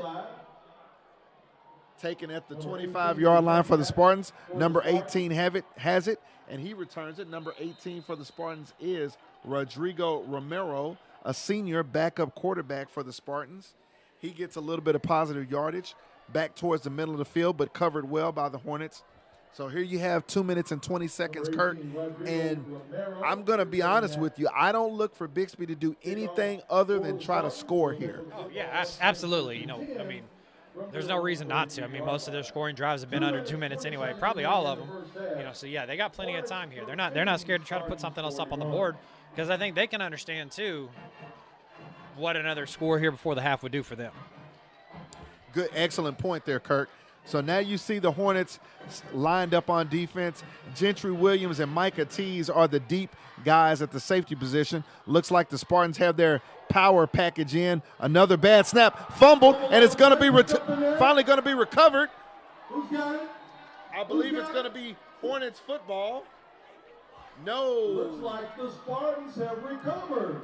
Now, that was a game-changing play right there, Absolutely. Kurt. Balls on the turf, and everybody was looking to pick it up and scoop and score. And what's most important is maintaining possession. It's one of those situations where you have to cover the football. You know, you heard it when you were in the 4th grade. We want the ball. Yeah. We want the ball. You know, you can get the glory. We need the ball. Yeah, no, tough break there for the Hornets. Obviously, still, you got them in second and very long now. That's the key now, is just get off the field, force a punt, give yourself a little bit of time. So, Hornet fans, here's a pass into the middle of the field, and looks like the reception is going to be made by number 5, Luke Haas, the Oklahoma commit, immediately taken down by the Hornets, but the Spartans are still behind the sticks. That play was second and 22. They picked up 11, so now it's third and 11. Big third down for defense. Big third down. 1 minute, 47 seconds left in the half for the Hornets. Number 14, Christian Burke, moving men around the field. He's going to play fake, looking to throw under some pressure, gets it up and off, and here's a big hit by number 28 for the Hornets. Solo. That's Solomon Thompson, who basically just introduced himself to number 2, Jacob Snyder. Not good for the first down. The Spartans will have to punt. Big hit by Solomon Thompson. Big stop for the Hornets. Obviously, yeah, you got a big favor there on first down. Again, should have liked to seen them take advantage, recover that ball. But again, the key there was getting out of there with the punt. Now, make sure they punt the ball, right? But again, you've got a chance here, you know, before the end of the half. You know, you've got a chance to get something going into the locker room. So 1 minute and 25 seconds left in the half. The Hornets are going to have the football. Timeout, Hornets. We've got a timeout for the Hornets, and we're going to take just a brief timeout.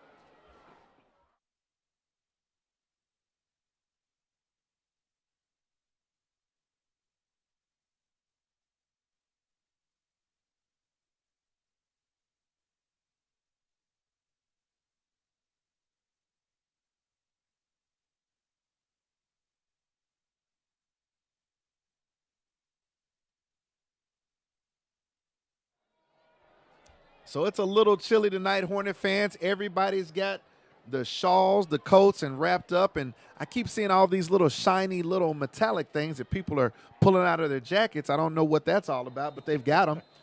But tonight it's a cool, brisk night. The Hornets are set up in punt-receive formation. 1 minute, 25 seconds left in the half. The Bixby punter is back waiting on the snap. He's got it. Here's the kick. It's a line drive kick. Deion McKinney Jr. is going to have a chance to return it. He's trying to get here to the near side of the field, looking for a wall, trying to make one man miss.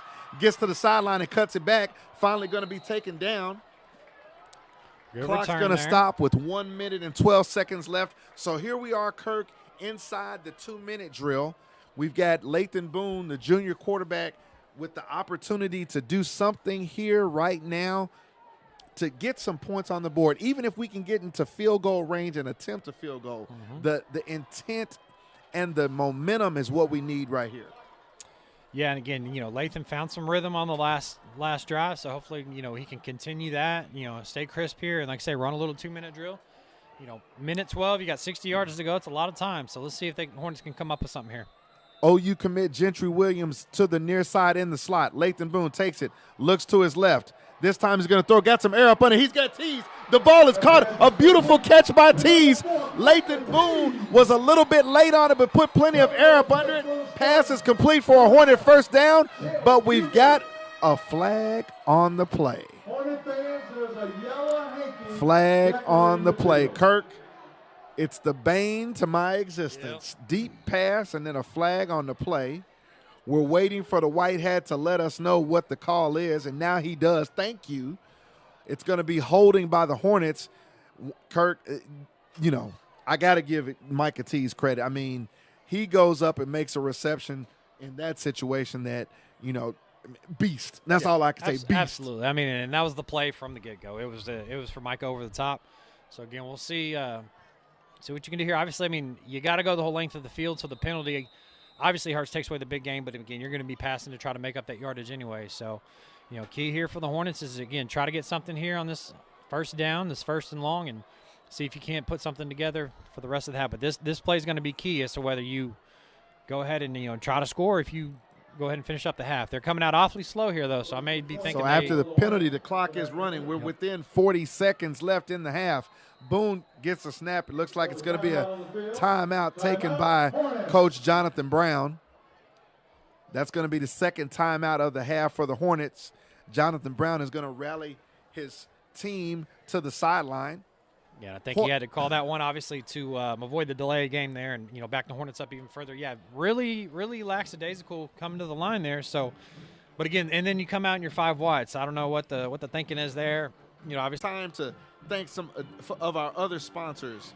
Advanced Orthopedics of Oklahoma, JEK Consultant, the class of 1994 letter winners, Westview Pharmacy, Tisdale 23 Catering, Tiffany Tisdale Braxton, class of 2005, Kate Jones Bohannon of the Heckenkemper team, class of 1994, Coleman Miller of Guaranteed Rate, class of 1994. We thank all of our sponsors for allowing us to bring Booker T. Washington Hornet football 2021 to you. And here we are, 39.9 seconds left in the half. Hornets 13, Bixby Spartans 41. This is a matchup of 6A2 #1 Spartans on a 45-game winning streak against the 6A2 #3 Hornets, who come into the season with 1 loss on the season. This is for the district championship. The Hornets have played a mindful first half, Kirk. They've been mindful we've made some mistakes, but mindful in their opportunities have been there. So we've got 3 wide receivers. Once again, Boone looks to his left, throws it up. Tees basically has a miscommunication. He stops short. Boone threw it long. The ball was almost intercepted by number 2, Jacob Snyder, and that would not have been good, Kirk, because you don't want to give Bixby any other opportunities with less than a minute to return that interception too. Yeah, there wasn't anybody around him. He had a chance to bring that back quite a ways too. And we saw what he could do on the kick return. So again, lucky break there for the Hornets. We'll see what they do with it. But yeah, obvious miscommunication as you mentioned there. And 33 seconds, second and very long here. So this is a big down for the Hornets. See if you're going to end up needing a punt or not. Very long, being 22 yards. 3 wide receivers to the far side. Boone drops back, looks to his right, steps up, got some pressure, throws into the middle of the field. The pass is tipped and incomplete. The pass was in between either number 6, DJ McKinney, or number 4, Micah Tees.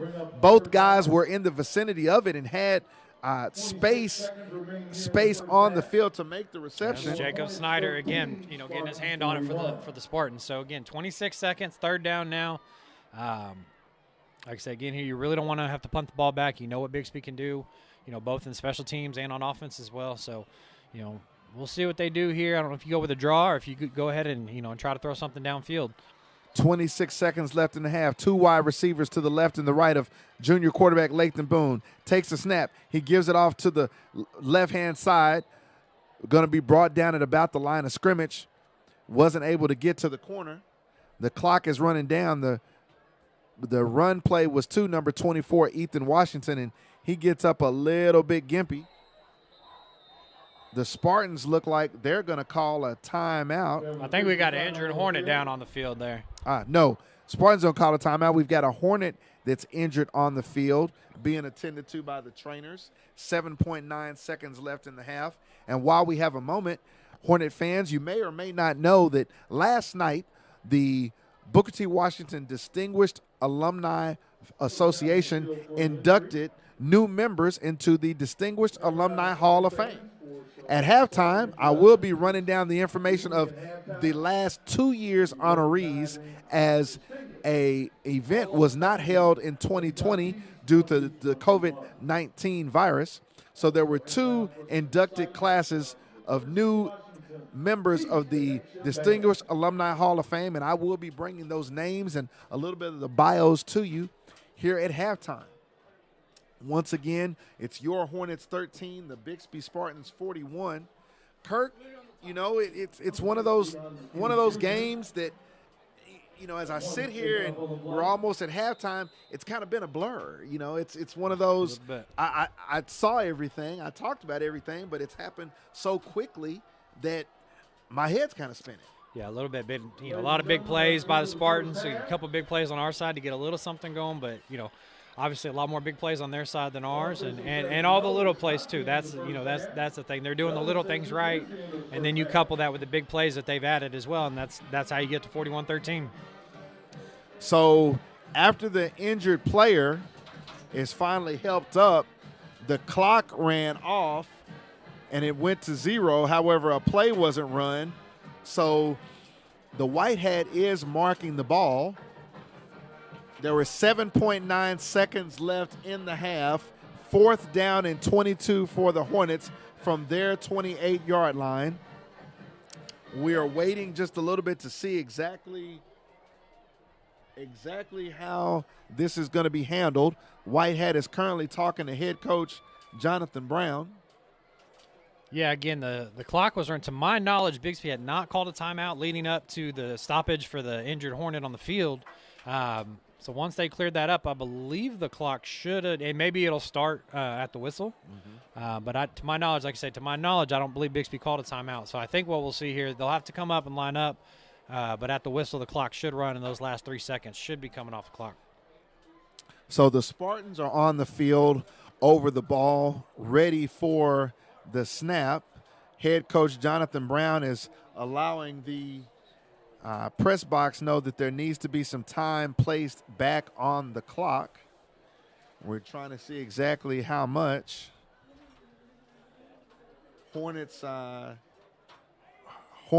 Yes. So 8 seconds have been placed back on the clock. It's going to be 4th down and 22 for the Hornets. The Hornets are going to be setting up in either punt formation or taking a knee. Nope, they're setting up in punt formation. Jackson Marsh, the punter. The Spartans have nobody back deep. So Jackson Marsh is definitely going to be punting the ball to an empty secondary. Got to make sure we get a good snap here, Kirk. Don't want anything negative happen. Spartans come after it, but Marsh gets it away. Another good punt by Jackson Marsh, and as long as it doesn't go out of bounds, it accomplishes exactly what he wants. And now the time has run off of the clock. Yeah, somebody's got to touch that ball dead. Exactly. Somebody's got to touch it to down it. You know, you don't want somebody from Bixby to sneak back there while we're running to the field house. So Hornet fans, after 2 quarters, it's your Booker T. Washington Hornets with a score of 13, the Bixby Spartans 41. We're going to take just a quick break, get the halftime festivities started, and as a matter of fact, the Distinguished Alumni Hall of Fame members are going to be honored. Kirk and I are going to check a few things, and we'll be back with you shortly.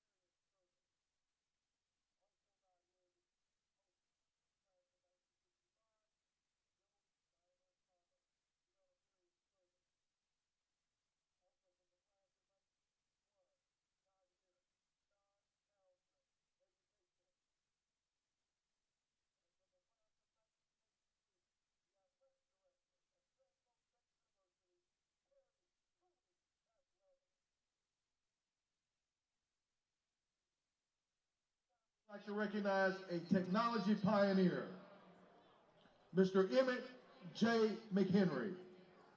Some of you may not know, few individuals can claim to have influenced the web as we know it like Emmett McHenry. Born in Tulsa as the eldest of 9 children, McHenry is a product of Tulsa Public Schools, attending Stewart Elementary and George Washington Carver Middle Schools prior to graduating from Booker T. Washington High School. In 1966, he received his undergraduate degree in communications from the University of Denver, where he also competed as a collegiate athlete. He directly led several groundbreaking innovations, the development of the first internet protocols, the creation of .com, .net, .edu, and .gov generic top-level domains, and the management of the world's first domain registrar. He ultimately facilitated the sale of network solutions to VeriSign for $21 billion in 2000. Emmett McHenry is also credited with developing the domain name system, which serves as the phone book of the internet. Beyond his rich entrepreneurial career, Emmett McHenry has distinguished himself as a mentor, communicator, and motivator, traveling extensively to virtually all corners of the globe, serving on dozens of boards, and accumulating numerous honors and awards. Ladies and gentlemen, Emmett J. McHenry, technology pioneer, the founder of .com. Let's give him a round of applause to all of the 2021 Distinguished Hall of Fame inductees.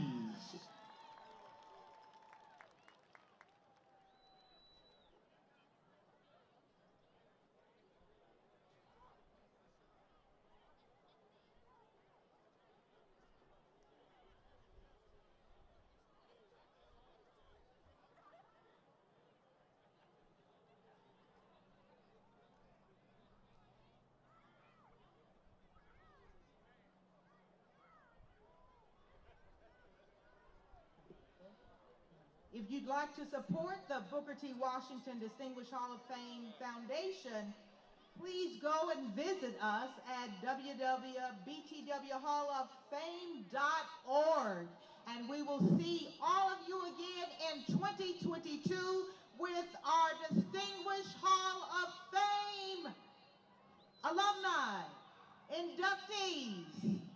Thank you.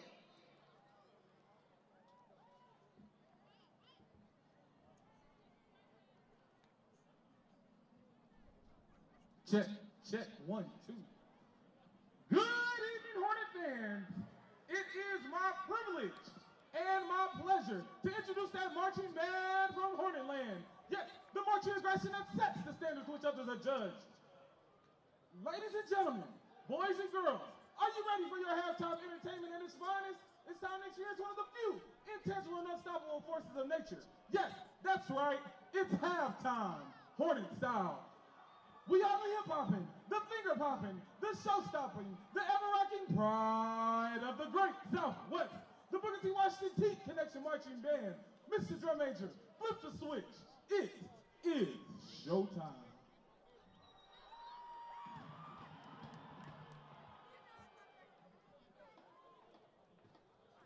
California love.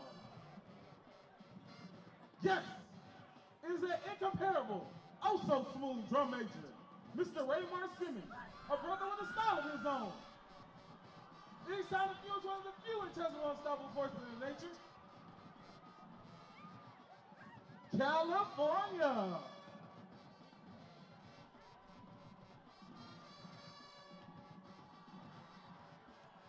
In the city. We keep it rocking. We keep it rocking.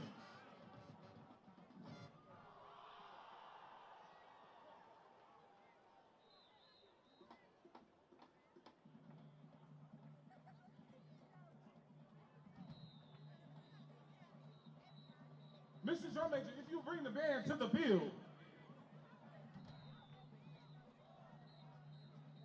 Are you ready? Yes, people all around town are getting down to the rhythm and the sound of showtime. The pride of of the great Southwest. Yes, I present the Summa Cum Laude band. We're the baddest band in the land, the aristocrats of funk, the evolution of the revolution, guaranteed to rock the Constitution, the beats from the East, the masters of precision and soul. That's right, the quintessential manifestation of marching expectations. Ladies and gentlemen, boys and girls, none other than the pride of the great Southwest, the baddest band in the land, the high-stepping T-Connection Marching Band. We are Booker T. Yes, it is fact.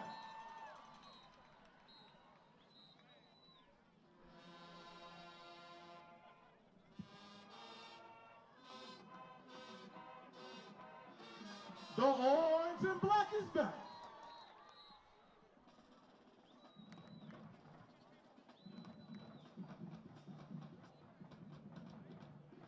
And now, brace yourself for a demonstration of marching excellence and precision. Known for its stellar stereophonic sound, kaleidoscope precision drills, the band moves downfield in a series of geometrical patterns, demonstrating their marching expertise. Star quality showmanship. Bring your eyes to the 50-yard line for the sensational twirling skills of the unique flag as the band plays Lovely Thing by Cut Close.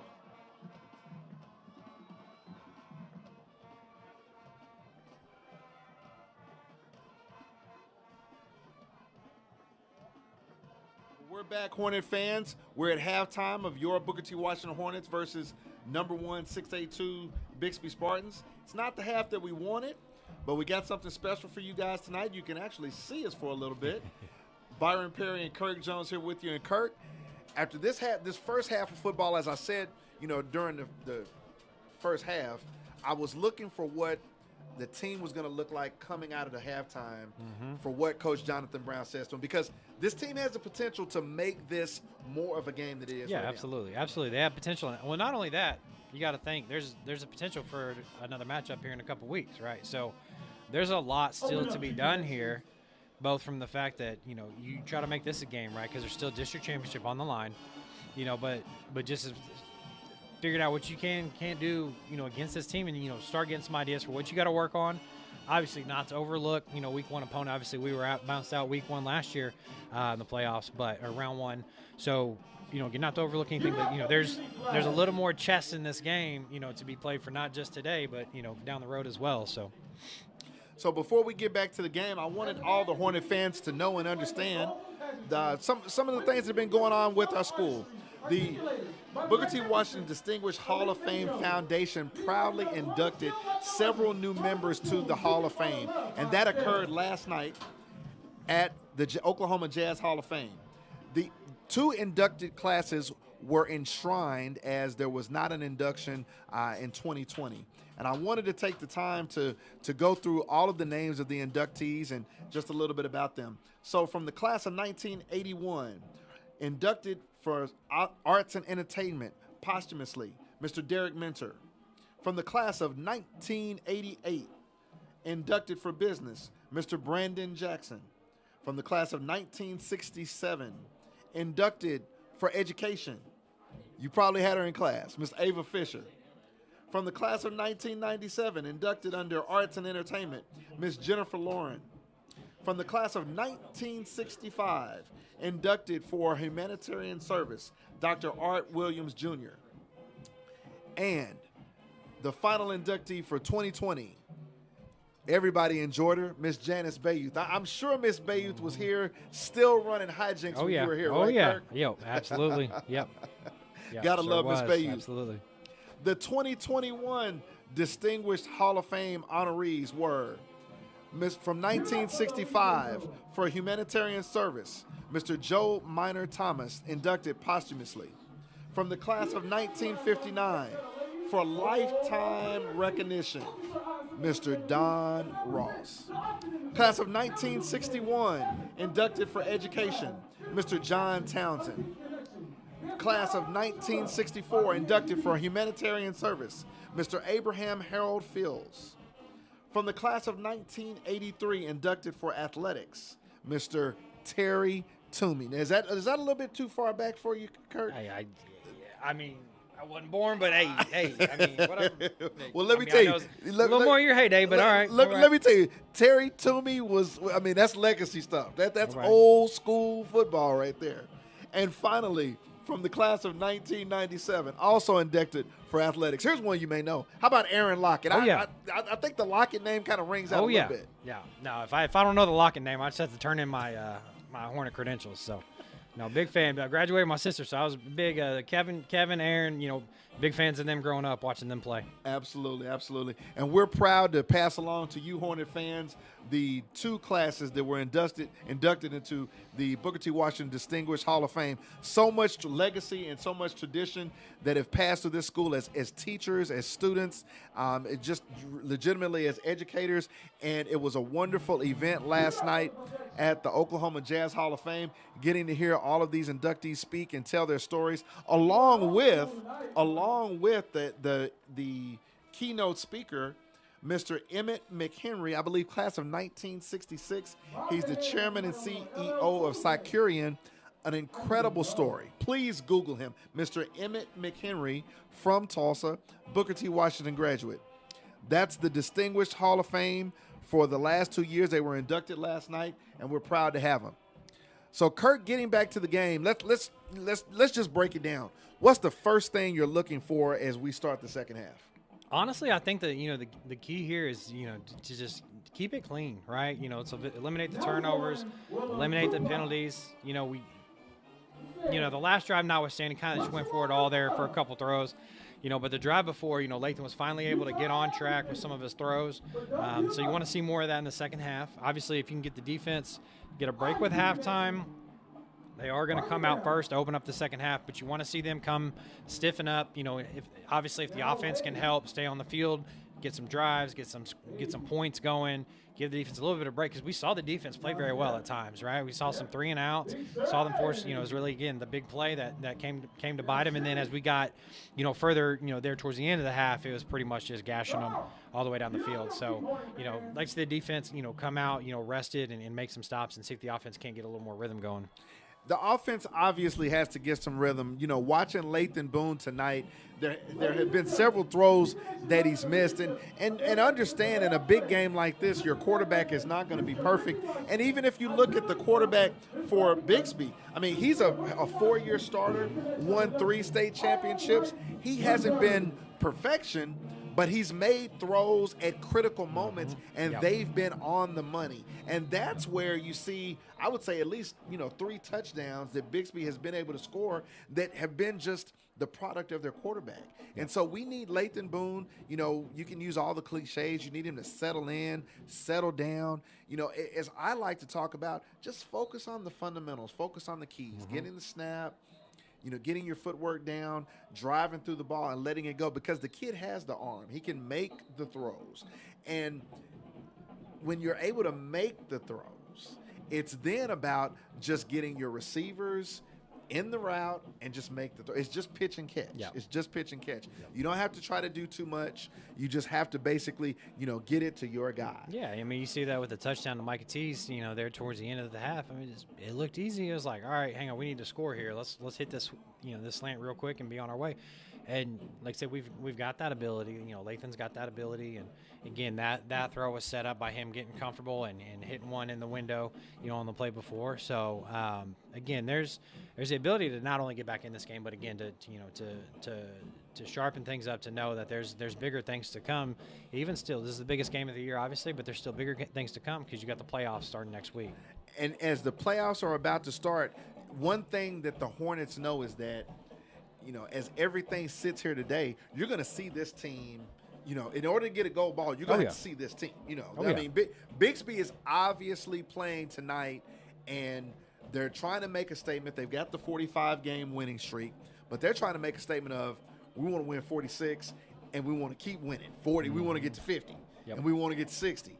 So, if you're looking for the chink in the armor, if you're looking for the we've got the big head, absolutely not. Bixby is bringing it on both sides of the ball. They're a formidable opponent.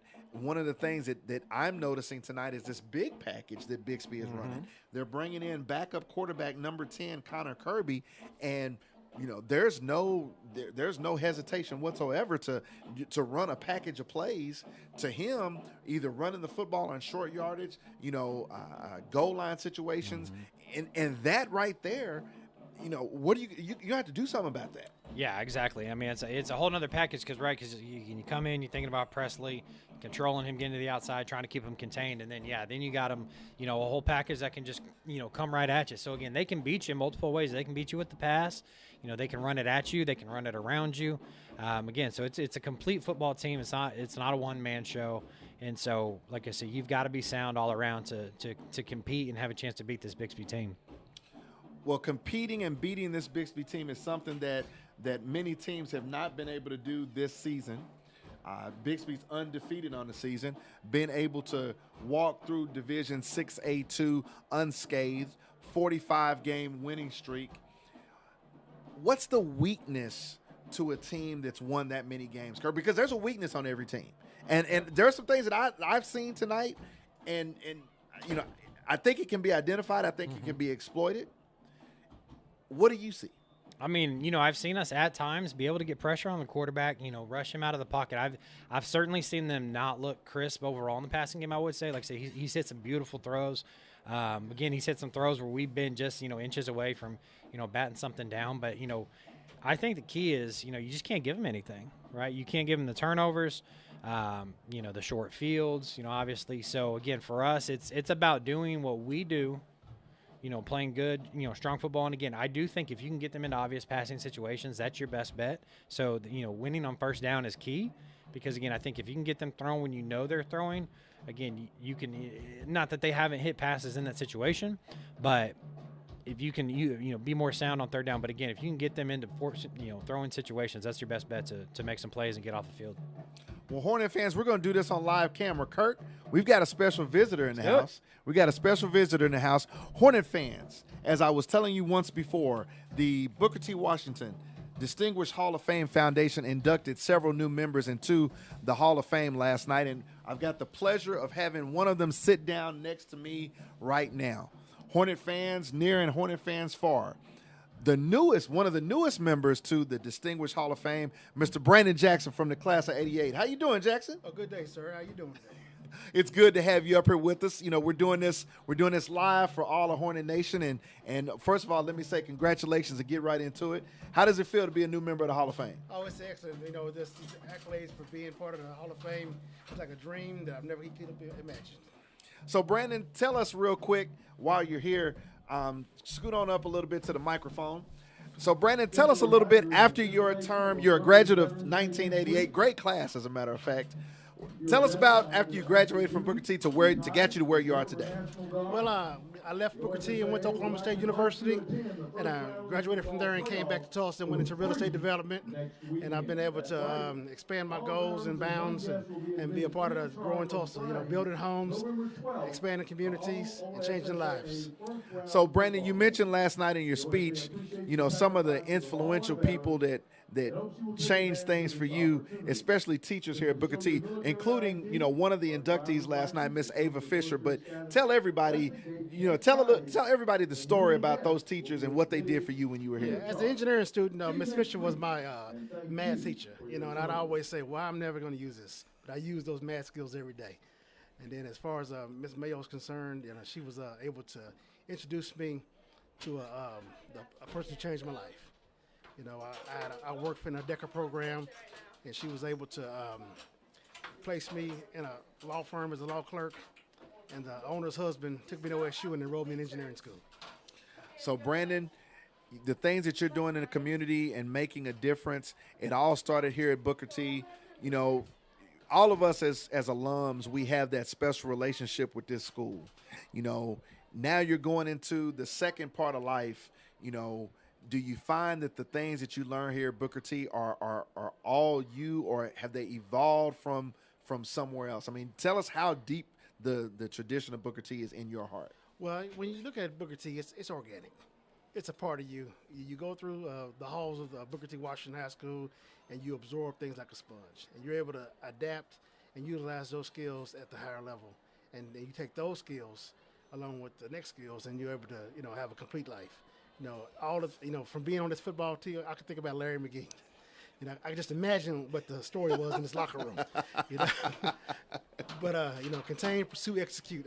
All the things I learned, from E.L. Dates and Larry McGee was just running through my mind, and those things stick with you through time. Absolutely, absolutely. So, Brandon, whenever I have somebody here in the booth, I ask one specific question: what's next? What's next for me? Yes, sir. Oh, hold on. Peace and prosperity. Well, Hornet fans, it is a pleasure for me to bring none other than the illustrious Brandon Jackson, new inductee to the Distinguished Hall of Fame. Brandon, I really appreciate it. Definitely want you to hang out and watch the second half. We're trying to get a win out of this one, baby. We need Coach Dates. We need Big Larry to give a speech right about now, because we need they're in it. spirit right now. I think they're fired up. Brandon, I appreciate it, sir. I appreciate it. I'm gonna hit these bleachers one more time.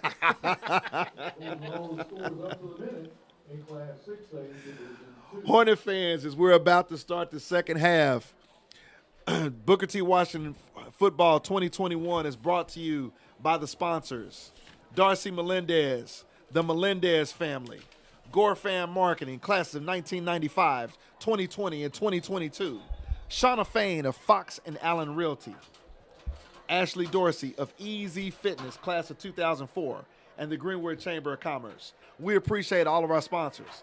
Coming up next, second half of Booker T. Washington Football 2021.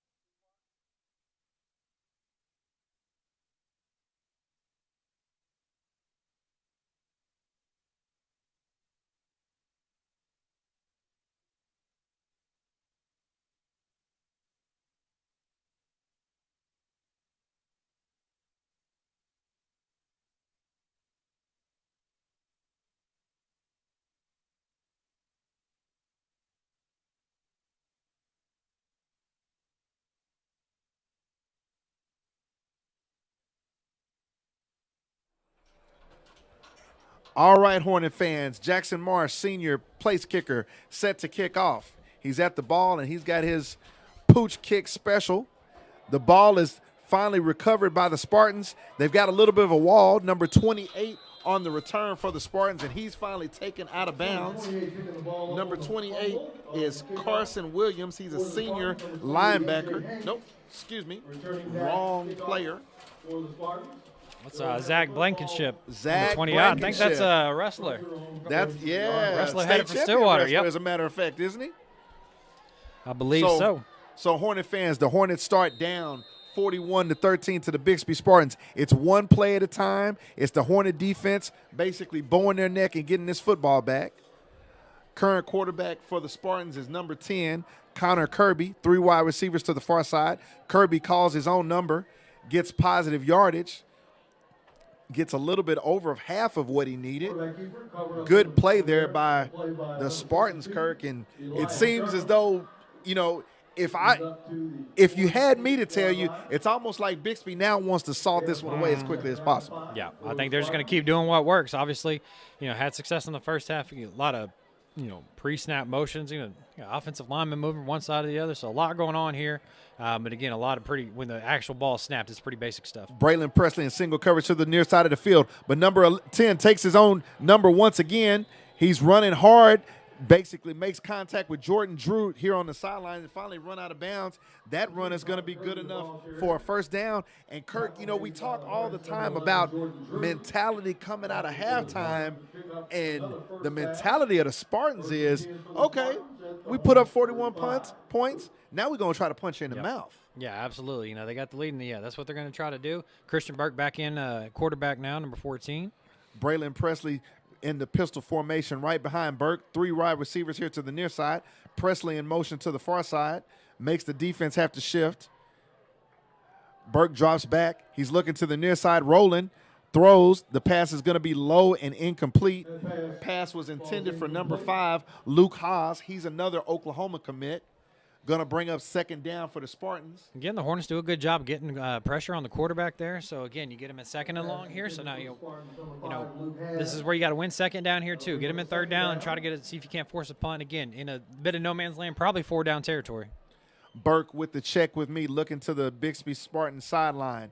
Once again, Braylon Presley, the Oklahoma State commit, in the pistol formation directly behind Burke, are now to his right.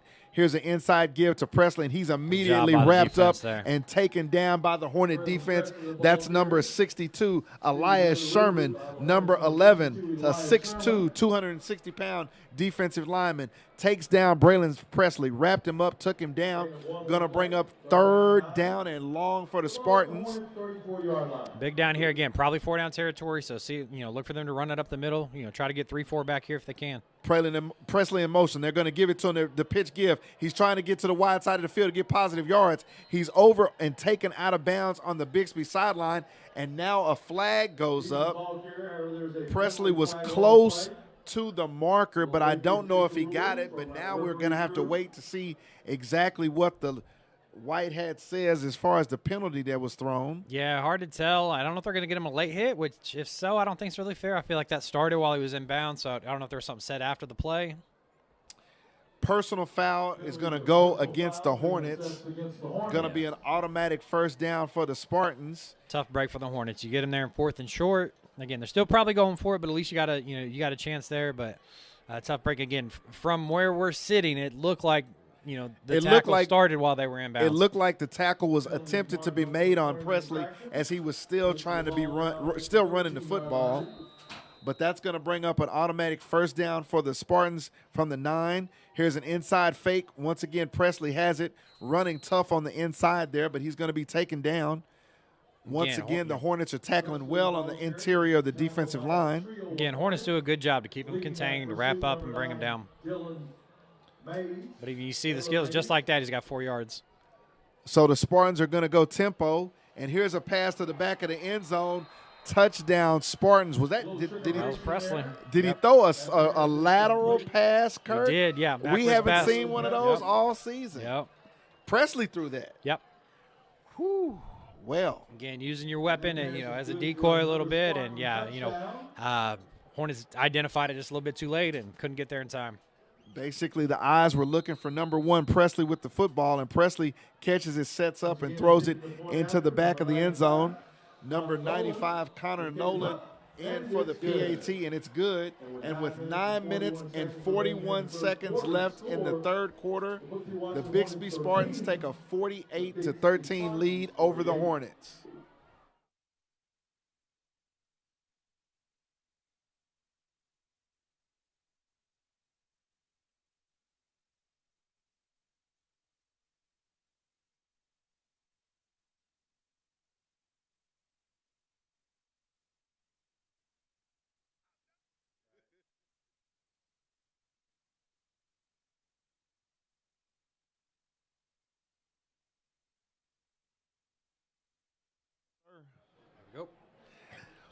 Well, Hornet fans, that was a back-breaking drive to start the second half by the Bixby Spartans. They come out after taking the second half kickoff, and they matriculate down the field, then run the gadget play, the swing lateral pass to number 1, Braylon Presley, who then throws the touchdown. Here's a squib kick for the Hornets, going to be received. Trying to get here to the near side of the field is number 24, Ethan Washington. He's running hard, but he's going to be taken down just on this side of the 25-yard line. The Hornets will be scrimmaging for the first time in the second half with 9 minutes and 34 seconds. They're going to take possession of the football at approximately the 27-yard line, I do believe. Kirk, this is where the offense has got to come out and basically establish itself and say, this is what we do. Yeah, you got to come up with something again. If nothing else, like I say, you got to find your rhythm. Like I say, with this game getting, out of hand, if you're not getting something started right away, but even still, you've got to find rhythm. Like I say, you start playoffs next week, so you got to get things going. You got to find that rhythm you had last week. So Lathan Boone's got 3 wide receivers to the far side, 2 wide receivers here to the near side. In motion, Ethan Washington. The snap comes back. Boone's looking deep here to the near side. He's got Micah Tees. A lot of bumping, but no flag on the play. Micah Tees had a step on the defender. Defending once again for the Spartans was number 4, Tyson Williams. And Micah Tees had a step. The defensive back is step by step with him. Was a bump, but not enough for the referees to throw the flag. Once again, as we've seen all night, the Spartans have been lining up with no deep safeties. They're playing two guys that are back, but all the defenders for the Spartans are within 8 yards of the line of scrimmage, so nobody over the top. They're dropping back at the snap. Here's another fake by Lathan Boone. He's under pressure, trying to find somebody. He's limping. He's rolling to his left. He's finally going to be taken down. Number 30 for the Spartans on the tackle. That's Jack Puckett, a senior linebacker. A big loss on the play. And obviously, Kirk, Lathan Boone's injured. Yeah, you see him hobbling there as he gets up, and good play by Jack Puckett. Good effort there by the Spartan defender, and yeah, Lathan limping a little bit, and look, like I said, I don't know what it is there, if that's something that developed in the first half or where that came up, but definitely hurt there. We'll see. Looks like he's going to try to fight through, so we'll see what they do. Definitely got to try to fight through. I mean, playoffs start next week, and you definitely don't want to be injured where you can't get to the playoffs, but the most important thing is that you've got to have the rhythm. It's goal ball time. It's goal ball season. So Lathan Boone takes a snap. This time he's looking to his left. He's got a receiver. The pass was high, but it was caught. It's going to be caught on the far side of the field. The pass is caught by number 4, Micah Tees. Positive yardage for the Hornets. So it's going to bring up 4th down for the Hornets, but still long yardage. So the senior, Jackson Marsh, comes into the game. Something to be looking for the rest of the game is the status and the injury ability or the injury inability of junior quarterback Lathan Boone. Yeah, that'll be interesting to watch here. Do we see Isaac Fain come out on the next drive, or do we keep Lathan in there? We'll see. But yeah, obviously, he's going to want to play through it, obviously. But you got to figure out if it's the best thing for the kid or not. Jackson Marsh gets off another great high punt that's into Spartan territory. Going to bounce out of bounds at the 32-yard line. 7 minutes, 39 seconds left in the third quarter. Your Booker T. Washington Hornets 13, the Bixby Spartans 48. And the Spartans have come in, as we've said multiple times tonight, they're on a 45-game winning streak. They are the 3-time defending state Class 6A2 state championships. Everything that you heard about them, they've earned it legitimately. They've come here tonight and made a statement. And here in the second half, Kirk, it's one of those things where, you don't get too cute. You want to definitely leave here with a W. It's how you do it. Yeah, it looks like Blankenship in the backfield for the Spartans. Now in quarterback, timeout, Spartans. Spartans are going to take a timeout, Kirk. And my point is, you're up by quite a bit in the second half. This game is obviously for the district championship. It's most important that you get the game ended and all of your opponents know you're the champs for a reason. I mean, you're going into the playoffs with a bullet on you, with a target on your back, and you know that every game you're taking every team's best shot. Yeah, absolutely, and they've come out, they've responded for sure. So again, you got a lot of time here, and again, you're going to see this team again. If you take care of business, you're going to see this team again. So you still got time here to identify them, kind of figure out what you can attack next time, because. Again, like I said, with Lathan out, if they decide, he decides, not to come back in, and we'll see what he does there. Obviously, with the game, the score we've got, I think it may be wise to go to Isaac Fain and, make sure that Lathan's fully healthy for the playoffs. So the Spartans break the huddle from the sideline here in the third quarter. Number 2 in motion to the far side of the field. He's in the Canadian football motion. Pass over into the middle of the field, going to be complete. Going to be taken down with enough for the first down. That's to number 5, the other Oklahoma Sooner commit, number 5, Luke Haas. Once again, the quarterback for the Spartans, number 14, Christian Burke. He's a senior. Blankenship in the backfield with him. Here's a fake. He's looking up top, trying to put some air up under it. One-on-one coverage. Haas is covered there, but the pass is going to be too long, so it's going to be incomplete. Going to bring up 3rd down and 1. Now there's a down that you can play with, Kirk, because it's third and 1. The entire playbook is open, looking to catch the Hornets sleeping, but good defense by the Hornets there. Yeah, great defense by the Hornets there, and yeah, again, third and inches here, so we'll see what they do again. They're going to bring in the big guy and probably run straight forward.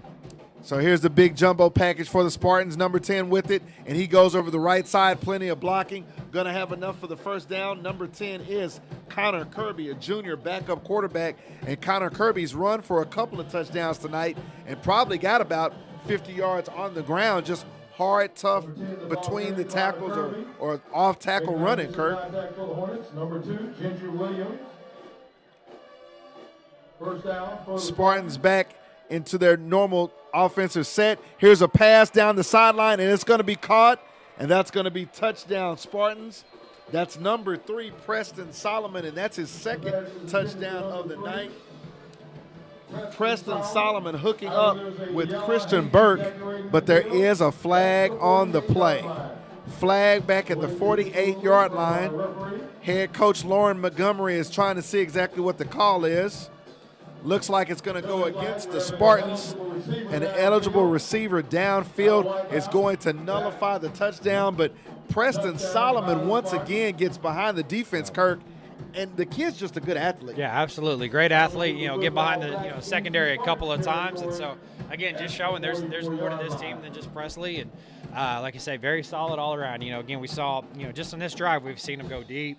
We've seen them line up and run it right at you. They can beat you multiple ways. So they're gonna, like you say, they've done what they've done for a reason.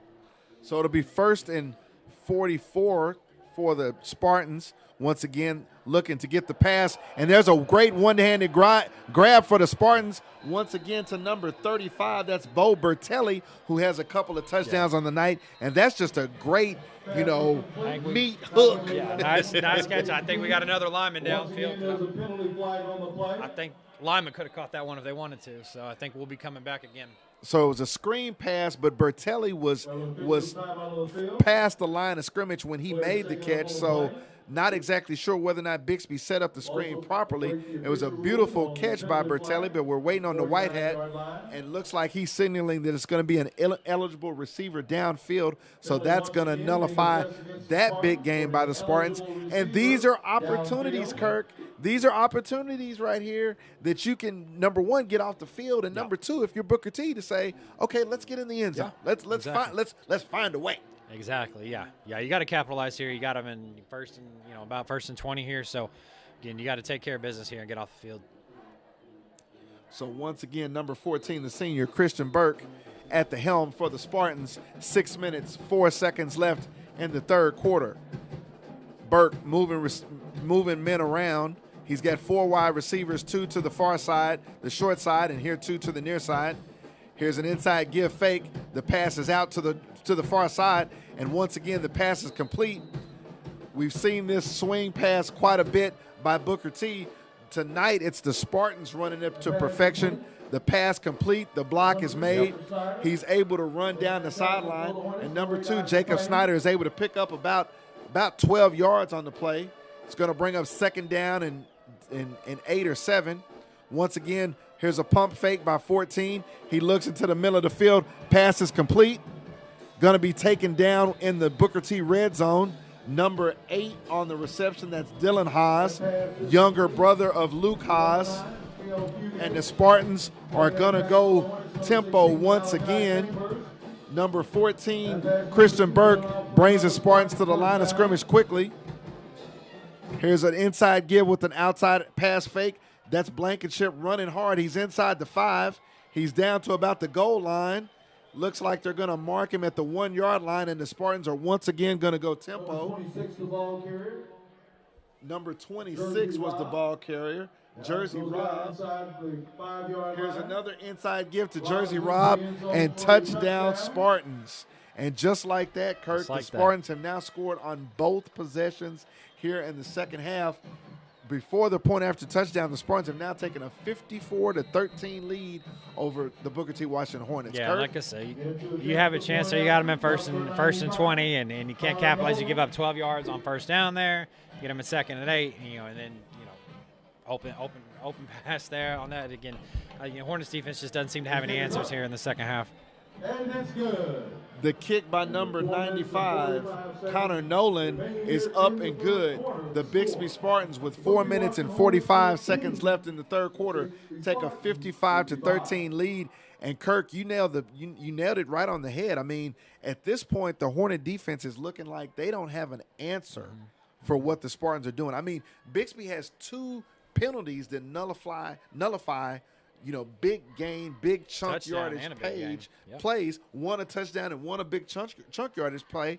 And it's like they shrug that off to the extent of, no big deal. We got something else to run. Get it back in 2 plays, yeah. So, again, they're really just kind of doing, operating at will right now. So the Hornets are definitely going to have to figure something out. The second half's going to end up longer than the first.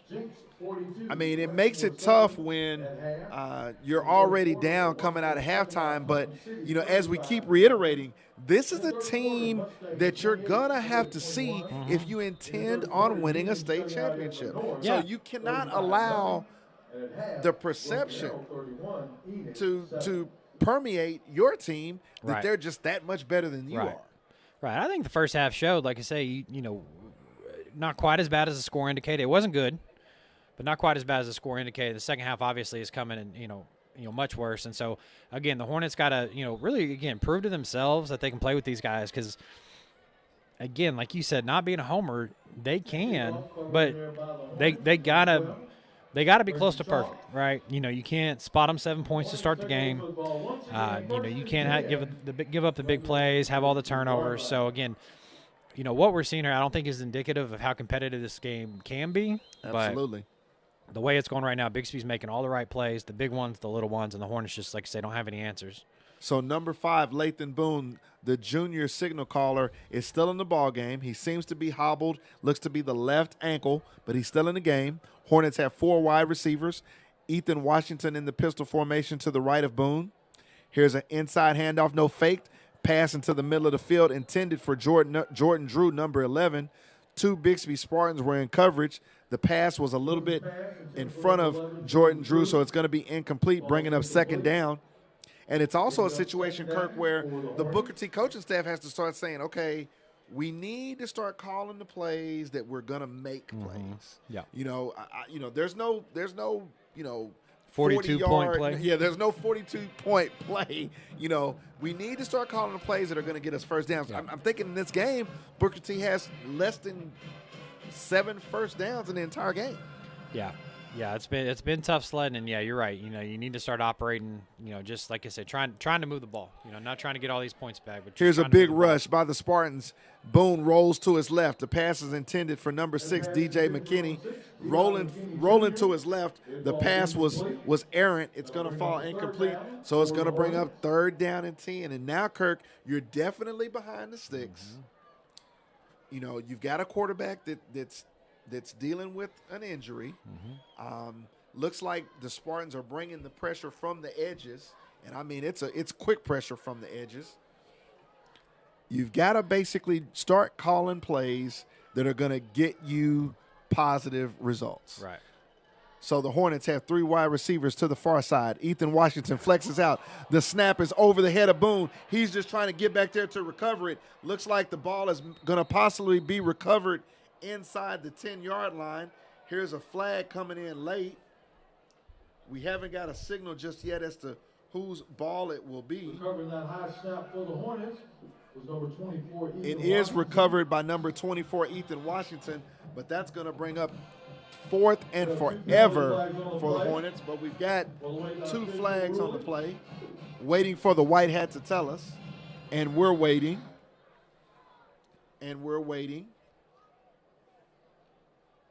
So we've got a personal foul on the Spartans. That it's going to be a 15-yard penalty. Going to see whether or not that's after the play was ended. Let's say, would that be an automatic first down? That's what I'm waiting to see, if it's an automatic first down with the personal foul. Being assessed against the Spartans. So we're checking the chain gang to see whether or not that personal foul penalty results in an automatic first down. So it looks like they've still got him in third down. I don't know if that's the right call. Yeah, because, okay, so the chain gang is indicating that it's fourth down after the penalty yardage was assessed. Booker T is still going to have 4th and 30. Excuse me, 4th and 20. We may get everything sorted out because head coach Jonathan Brown has called a timeout. Yeah, and that may be the I'm thinking he's wondering the same thing we are. To my understanding, a personal foul is automatic first down. I believe in whether all levels the of 15 yards will get you first down or not, it's automatic. So. It's an automatic first down when it's a personal foul. Yeah, we've seen a little bit this season, Kurt. We have. This wouldn't be indicative of anything we haven't seen before. Yep. As the time is still, it's 4 minutes, 22 seconds left in the third quarter. The Hornets are needing to make an answer to the Spartans, who have scored 2 touchdowns since the half. If you're just tuning in, Hornets, this game has been an uphill slide from the opening drive of the Hornets. The Hornets started off with a fumble that was inside of their territory. The Spartans started the scoring after that fumble by a quarterback keeper. Now we're in the third quarter, and the score is 55-13. Senior Jackson Marsh is in waiting for the snap to punt. He has it received. He takes the high snap. It's partially blocked, and it's going to come out of bounds. Looks like this partially blocked punt is going to come out of bounds at the Hornet 25-yard line. I didn't see what number it was that got in there, Kurt, but the Spartans are going to have the ball in premium optimal territory. Yeah, again, and wheels are kind of just starting to fall for the Hornets. This time, you got to, we've been on the other side of most these games most of the year.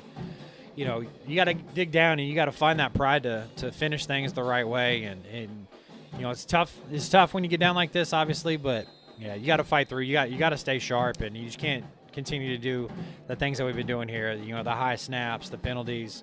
The Hornets need to find a way to dig in and put your defense in a tough spot. So the Spartans are going to have the ball at the Hornet 23-yard line, first down and 10. Number 14, Christian Burke, the senior quarterback, in for the Hornets. He's going to give the ball on the right-hand side to number 28. Looks like Blankenship. There's a good backside tackle for the Hornets, and that's what you need to have happen. You don't need to allow any other big plays. You've got to man your assignments, get ball carriers down, keep them out of the end zone, no matter what it is. This is not about winning the game. This is about maintaining your competitive fire. Once again, here's an inside give by Blankenship. He's running hard. He's going to have enough for the first down. That's number 28. Excuse me. Yes, number 28, Zach Blankenship. He's a senior backup running back for the Spartans. We've seen Blankenship for a couple of years. Tough kid, state championship wrestler, right, Kurt? Yeah, state championship wrestler, Oklahoma State commit. They know a little bit about wrestling there in Stillwater, so he's obviously got some chops on the mat as well. Once again, here's an inside handoff to Blankenship, running hard, but he's going to be wrestled down once again by number 62, Elias Sherman. That's a junior.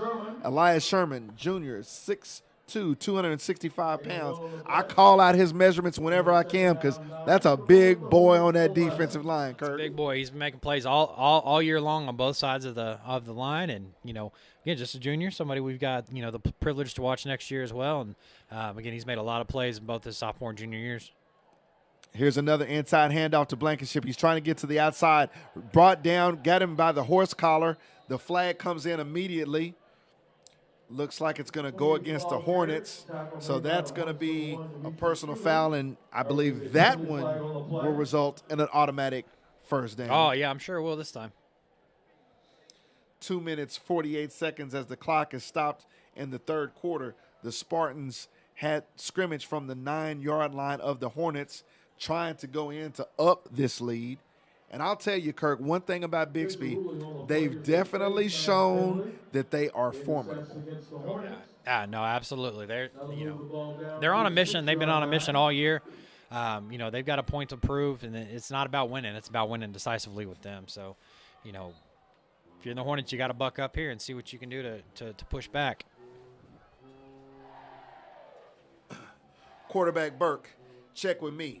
One running back, Blankenship, behind him in the pistol formation. 4 wide receivers, 2 here to the near side, wide side. Blankenship goes in motion. Burke looks to throw. He's gunning one into the end zone, but that's going to fall incomplete. And there was a lot of opportunities for the Hornets right there, Kirk. Yeah, a couple guys in coverage that could have had a chance on that one. You'd like to see him make that play, obviously. See if he can't get a turnover here and keep some points off the board. But we'll see. Third down, again, Bixby can score without can get a first down without having to get a touchdown. So about 3rd and 4 here, 3rd and 5. So we'll see what the Spartans come up with, see if the Hornets can keep them out. Spartans bringing in the power package. That means quarterback number 10, Connor Kirby, the junior. This time he gives the handoff to Blankenship, and Blankenship powers into the end zone. Touchdown, Spartans. I was looking for Kirby to run, Kirk, but he gave the ball to Blankenship, and with 2 minutes and 22 seconds left in the third quarter, the Bixby Spartans have put up 61 points tonight, Kirk. Yeah, again, they've been firing on all cylinders, and again, the Hornets just don't seem to have an answer. Obviously, the defense put in a tough spot on that last drive. Number 95, Connor Nolan. Number 95, Connor Nolan has the set kick for the PAT down. It's up and it's good. And the Bixby Spartans take a 62-13 lead over the Hornets in the third quarter.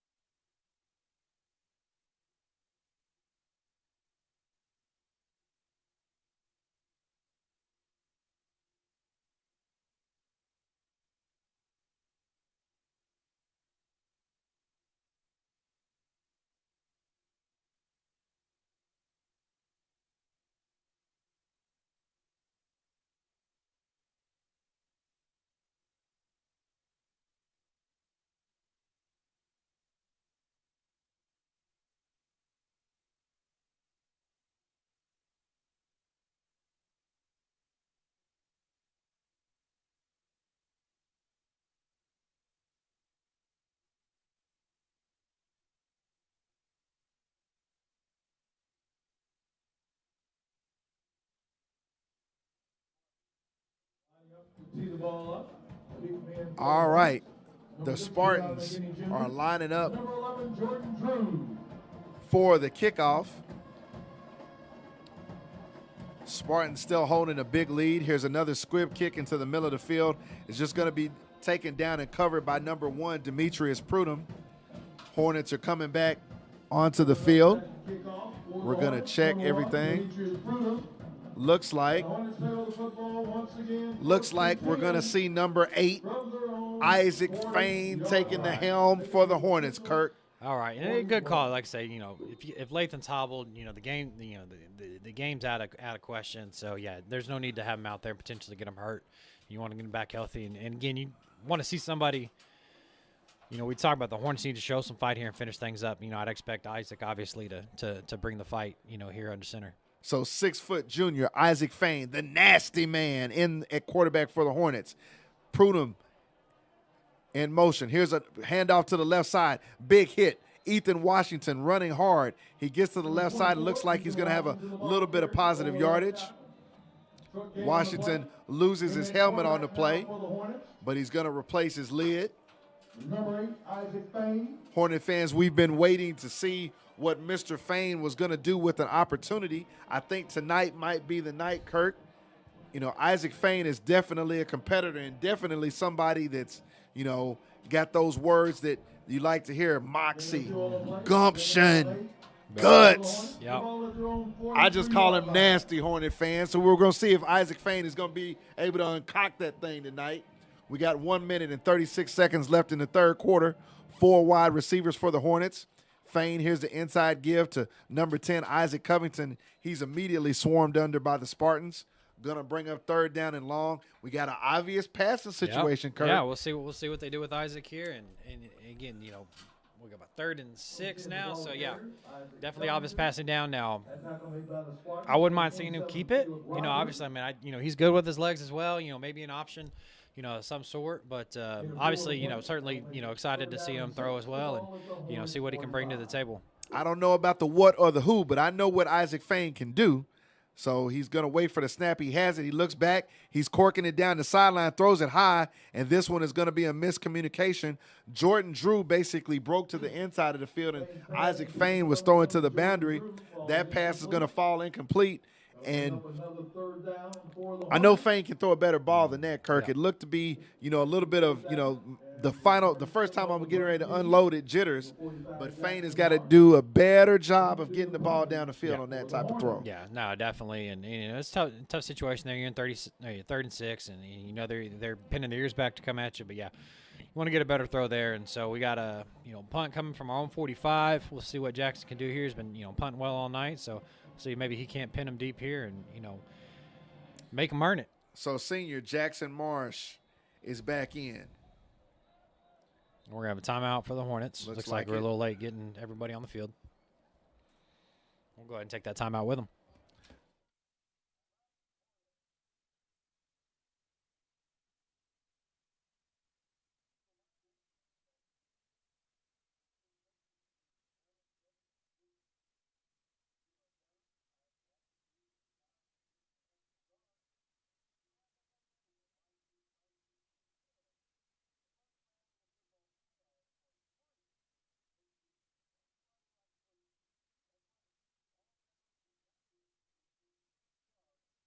Friday, November the 12th, to all OSSAA first-round football games.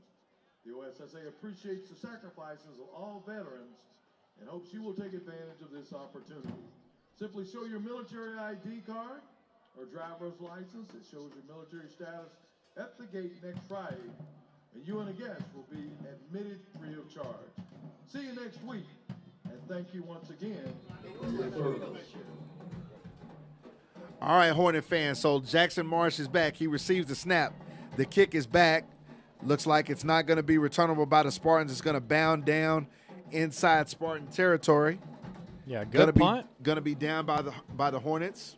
A good punt, even better bounce, and so that'll put the Hornets. Well, Kirk, you got to give Jackson Marsh a lot of credit because we've wondered all season long when the kicking game would be a factor, and Jackson Marsh has stepped up. I mean, we've questioned the kickoffs, the short kickoffs.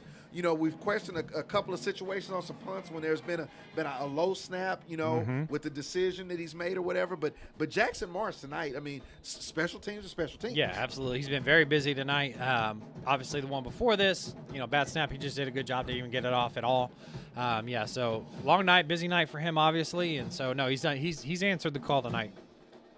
Number 14, Christian Burke, back in at quarterback for the Spartans. He swings it out here to the near side. Number 6 has it, tries to break outside and get a block, but it's going to be taken down from the back. That's number 6, DJ McKinney Jr. going to make the tackle. Less than 20 seconds left in the third quarter as it rolls down. Going to be enough for a first down for the Spartans.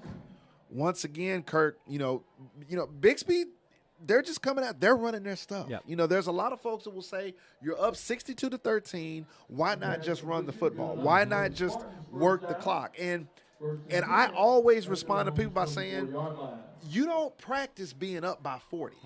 You practice running your stuff. And especially when you're into a pre-playoff week situation, you want to be ready to play.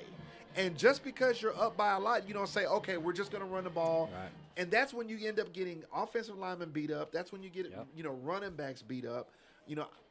We're just in a mode now of, these are young men that need to play at a high level. And the only way you can do that is to play at a high level on every snap.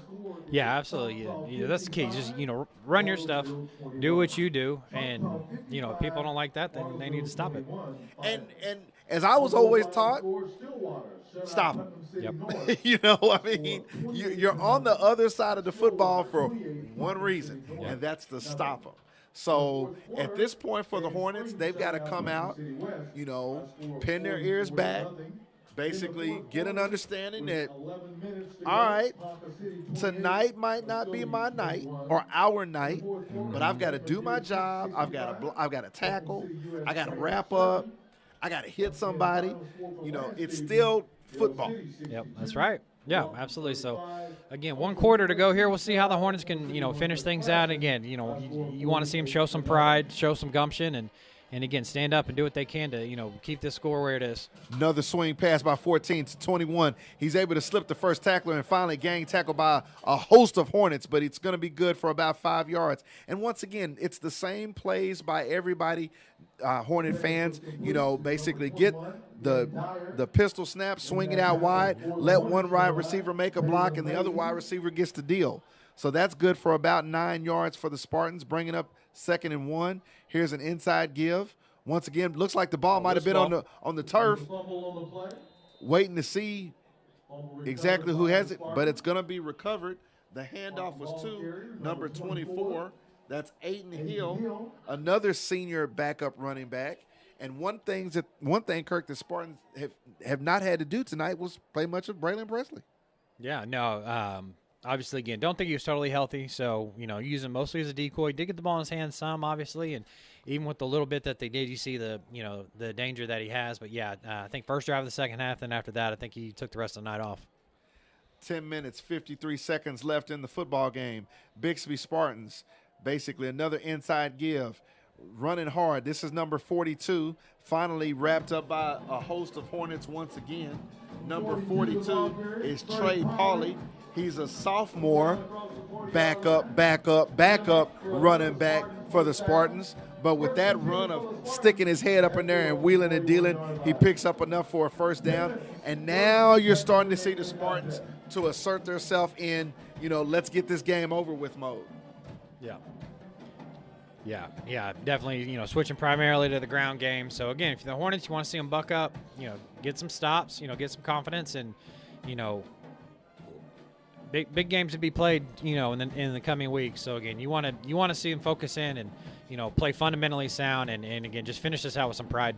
Spartans taking a lot of time, but they get the play off before the play clock expires. Once again, the handoff is to number 42 from number 17. That's backup quarterback Camden McCrary to reserve running back Trey Pauly. Pauly gets some positive yards, exactly about a yard of worth.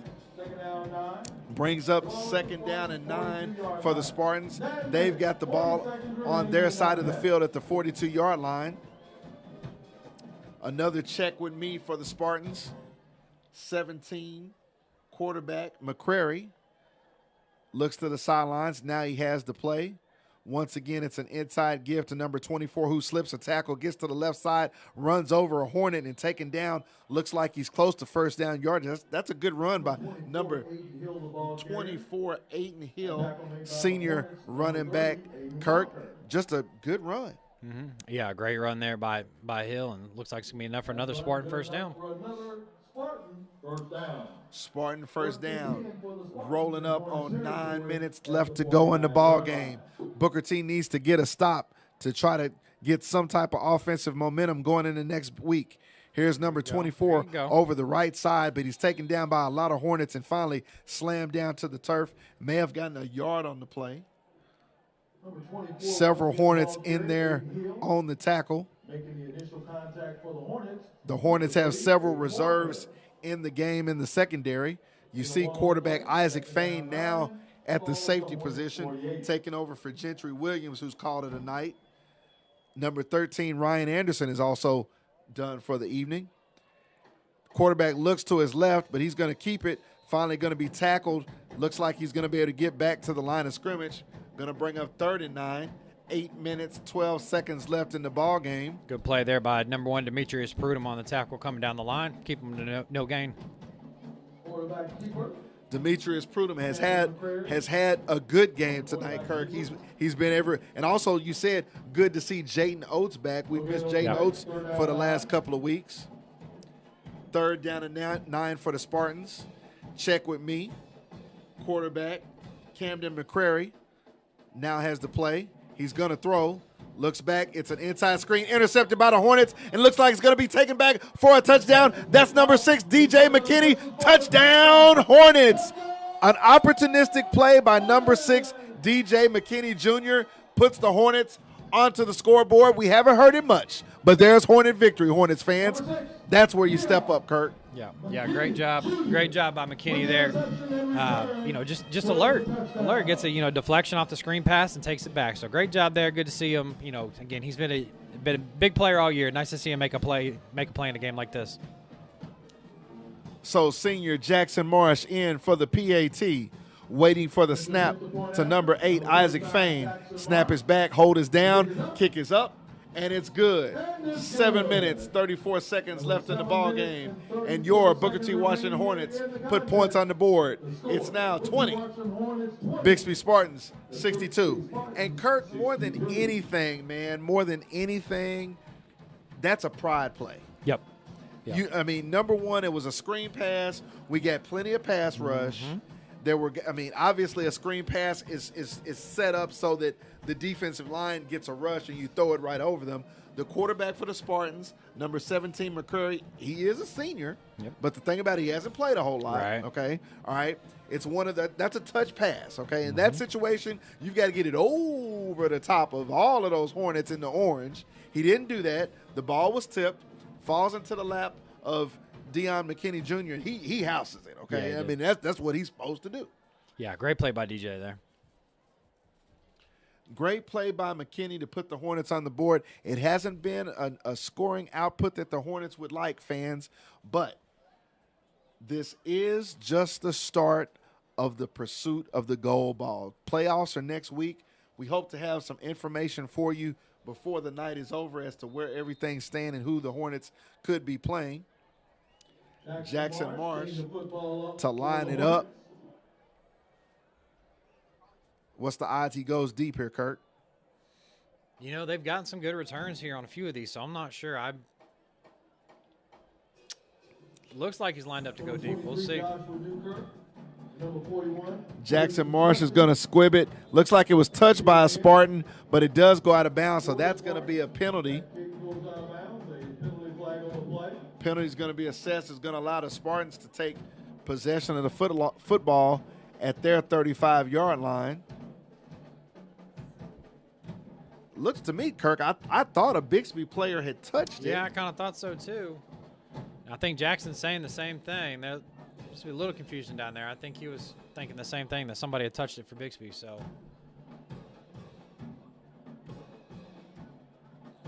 they'll go ahead and spot at the 35. So I guess they're going to say that they didn't. So that's where Bixby is going to scrimmage from. Hornet fans, it has been a wonderful night. We do want to say thank you to everybody watching the broadcast. We appreciate you, and we appreciate our sponsors for allowing us to bring you Hornet Football 2020. It's been a banner night for us here on the broadcast, and we appreciate it. Here's an inside give to number 24 over the left-hand side. He breaks it outside. He's going to have enough for the first down. Still running, still on his feet. Finally going to be taken down by several Hornets in Hornet territory. That's number 24. Aiden Hill, a senior backup running back, and that's just a play. That's a play, Kirk. You can't have that happen this late in the ball game. No, and you got to remember some of these guys that are getting to play for Bixby too. Aren't getting a lot of opportunities. They're certainly looking to make the most of it as well.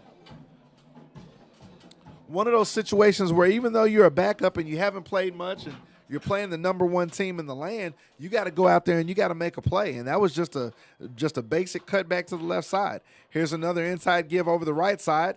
Hornets make a hit. There's number 28 on the play. That's Solomon Thompson. Solomon's a senior, 6'1", 210-pound linebacker for the Hornets. Solomon's still playing. Solomon Thompson actually had a big hit earlier tonight. Big hit. We know where Mr. Thompson stands.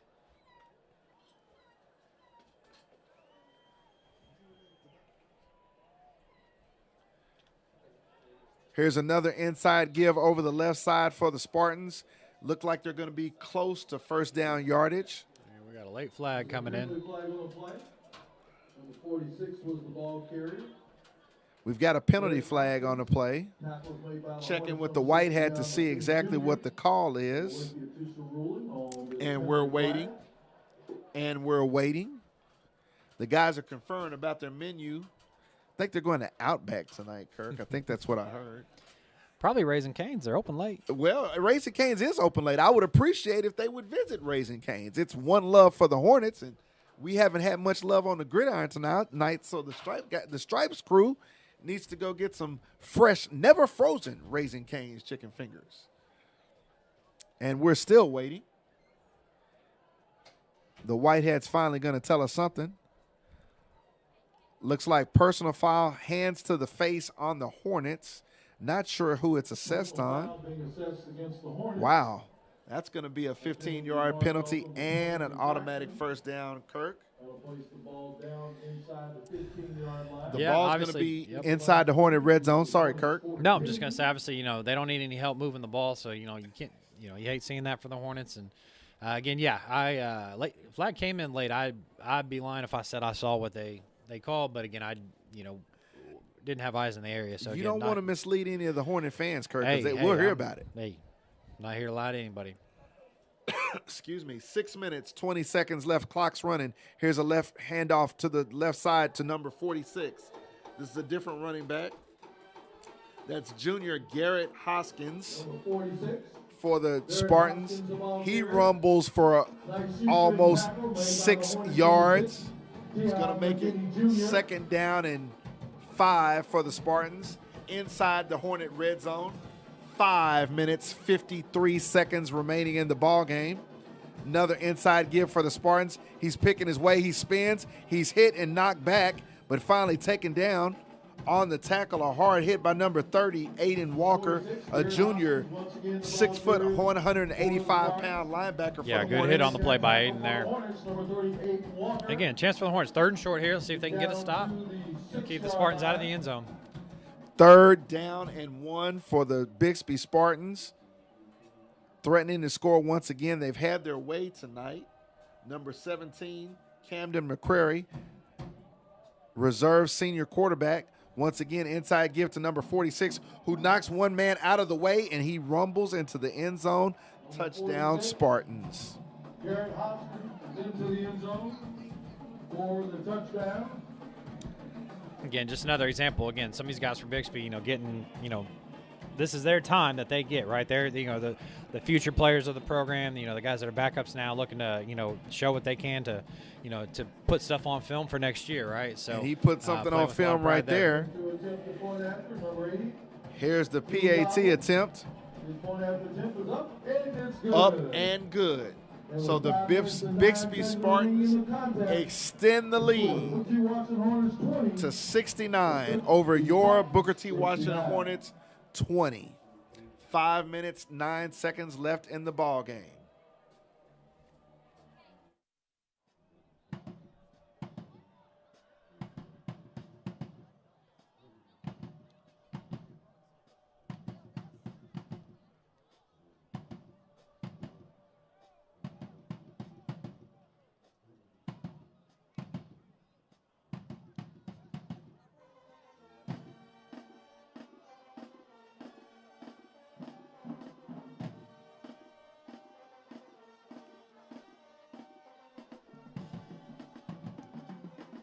Have some updated scores in Class 6A Division I in the 4th quarter. Well, Hornet fans, we were waiting for this game all season. I mean, when the schedule came out in our venerable Tulsa World newspaper, we knew that the final week of the season was going to have the Hornets versus the Spartans.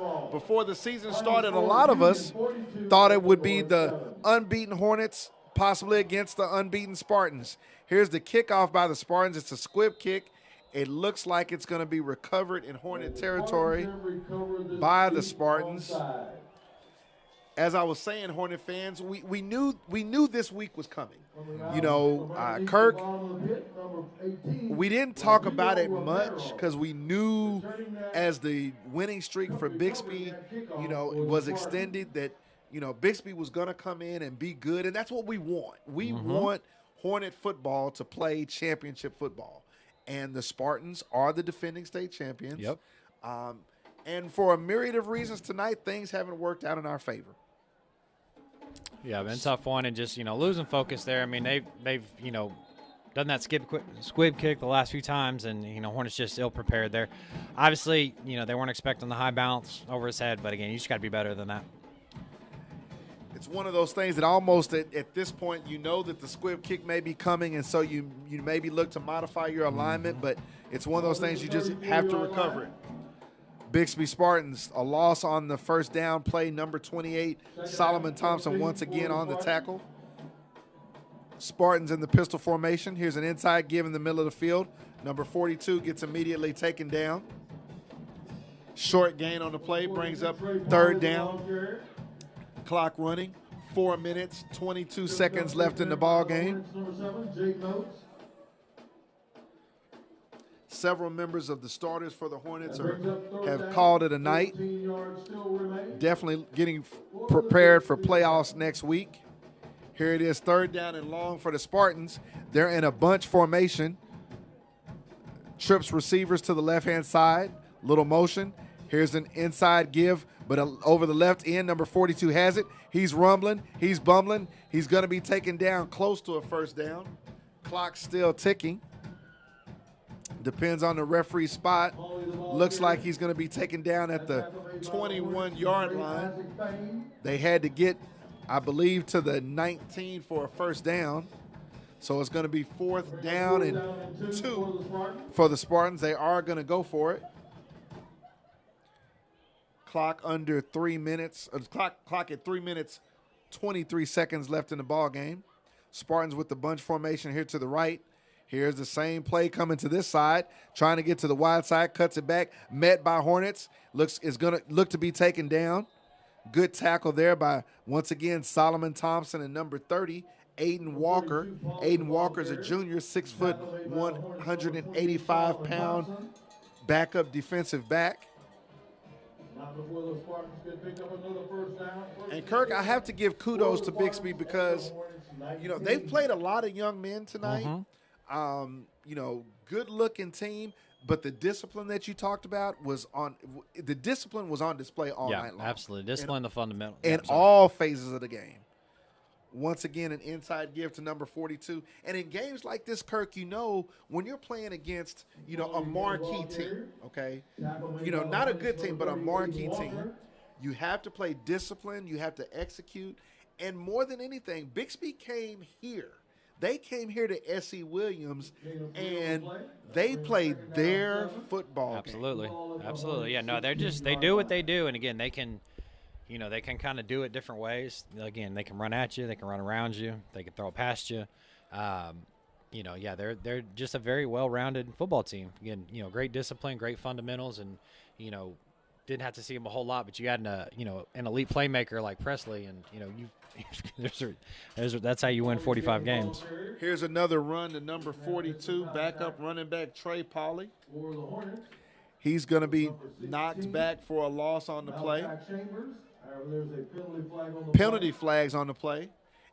And Kirk, I've seen a lot of Hornet football over the years. A lot of Hornet football. Been a part of 3 years of varsity Hornet football, and we were always taught that you have to put forth your best effort no matter what. There were games that we lost, games that we thought we should have won. So I know what it feels like when you're on the negative side of the scoreboard. But when a team beats you, you have to take a beat. Oh yeah. Yeah, but hey, like I say, if you take care of business, you get a chance to see them again. So if you come up with something, another game plan, and really just execute. They just didn't execute tonight. On offense, put the defense on the field way too much, and it's some really tough spots. So, and Hornet fans, the reality is, if you've been with us all through the game tonight, the Hornet defense early held Bixby. The Hornet defense made Bixby work. More than anything, it was our inability to move the football, and we had opportunities. Yep. Let's be honest, we had opportunities to move the football. Some incomplete passes, some overthrows, maybe some miscommunications about the routes. But there is nothing about this game. Now, the score may tell you, you got beat by 49 points, okay? But there is nothing about the way this game played out that leads me to believe that if I go into another game with this team and I go and punch them in the mouth, the outcome can be different. Right. And you've got the talent. Yeah, absolutely.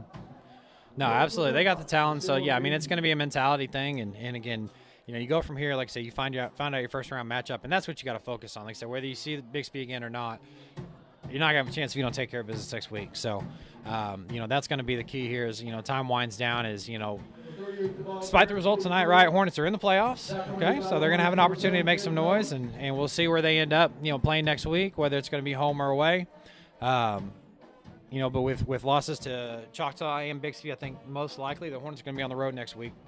But we'll see what, you know, how things shake out. And like I said, this one's over, so, you know, it's playoff time.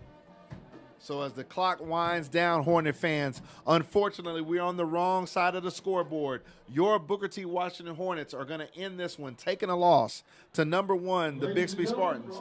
Final score, Bixby 69, Booker T 20. Let's run down some scores while we have just a moment. At the half, the last score we have was the Sand Springs Sandites 31, the Putnam West Patriots 0. At the half, the last score we had, Broken Arrow 31, Enid Plainsman 7.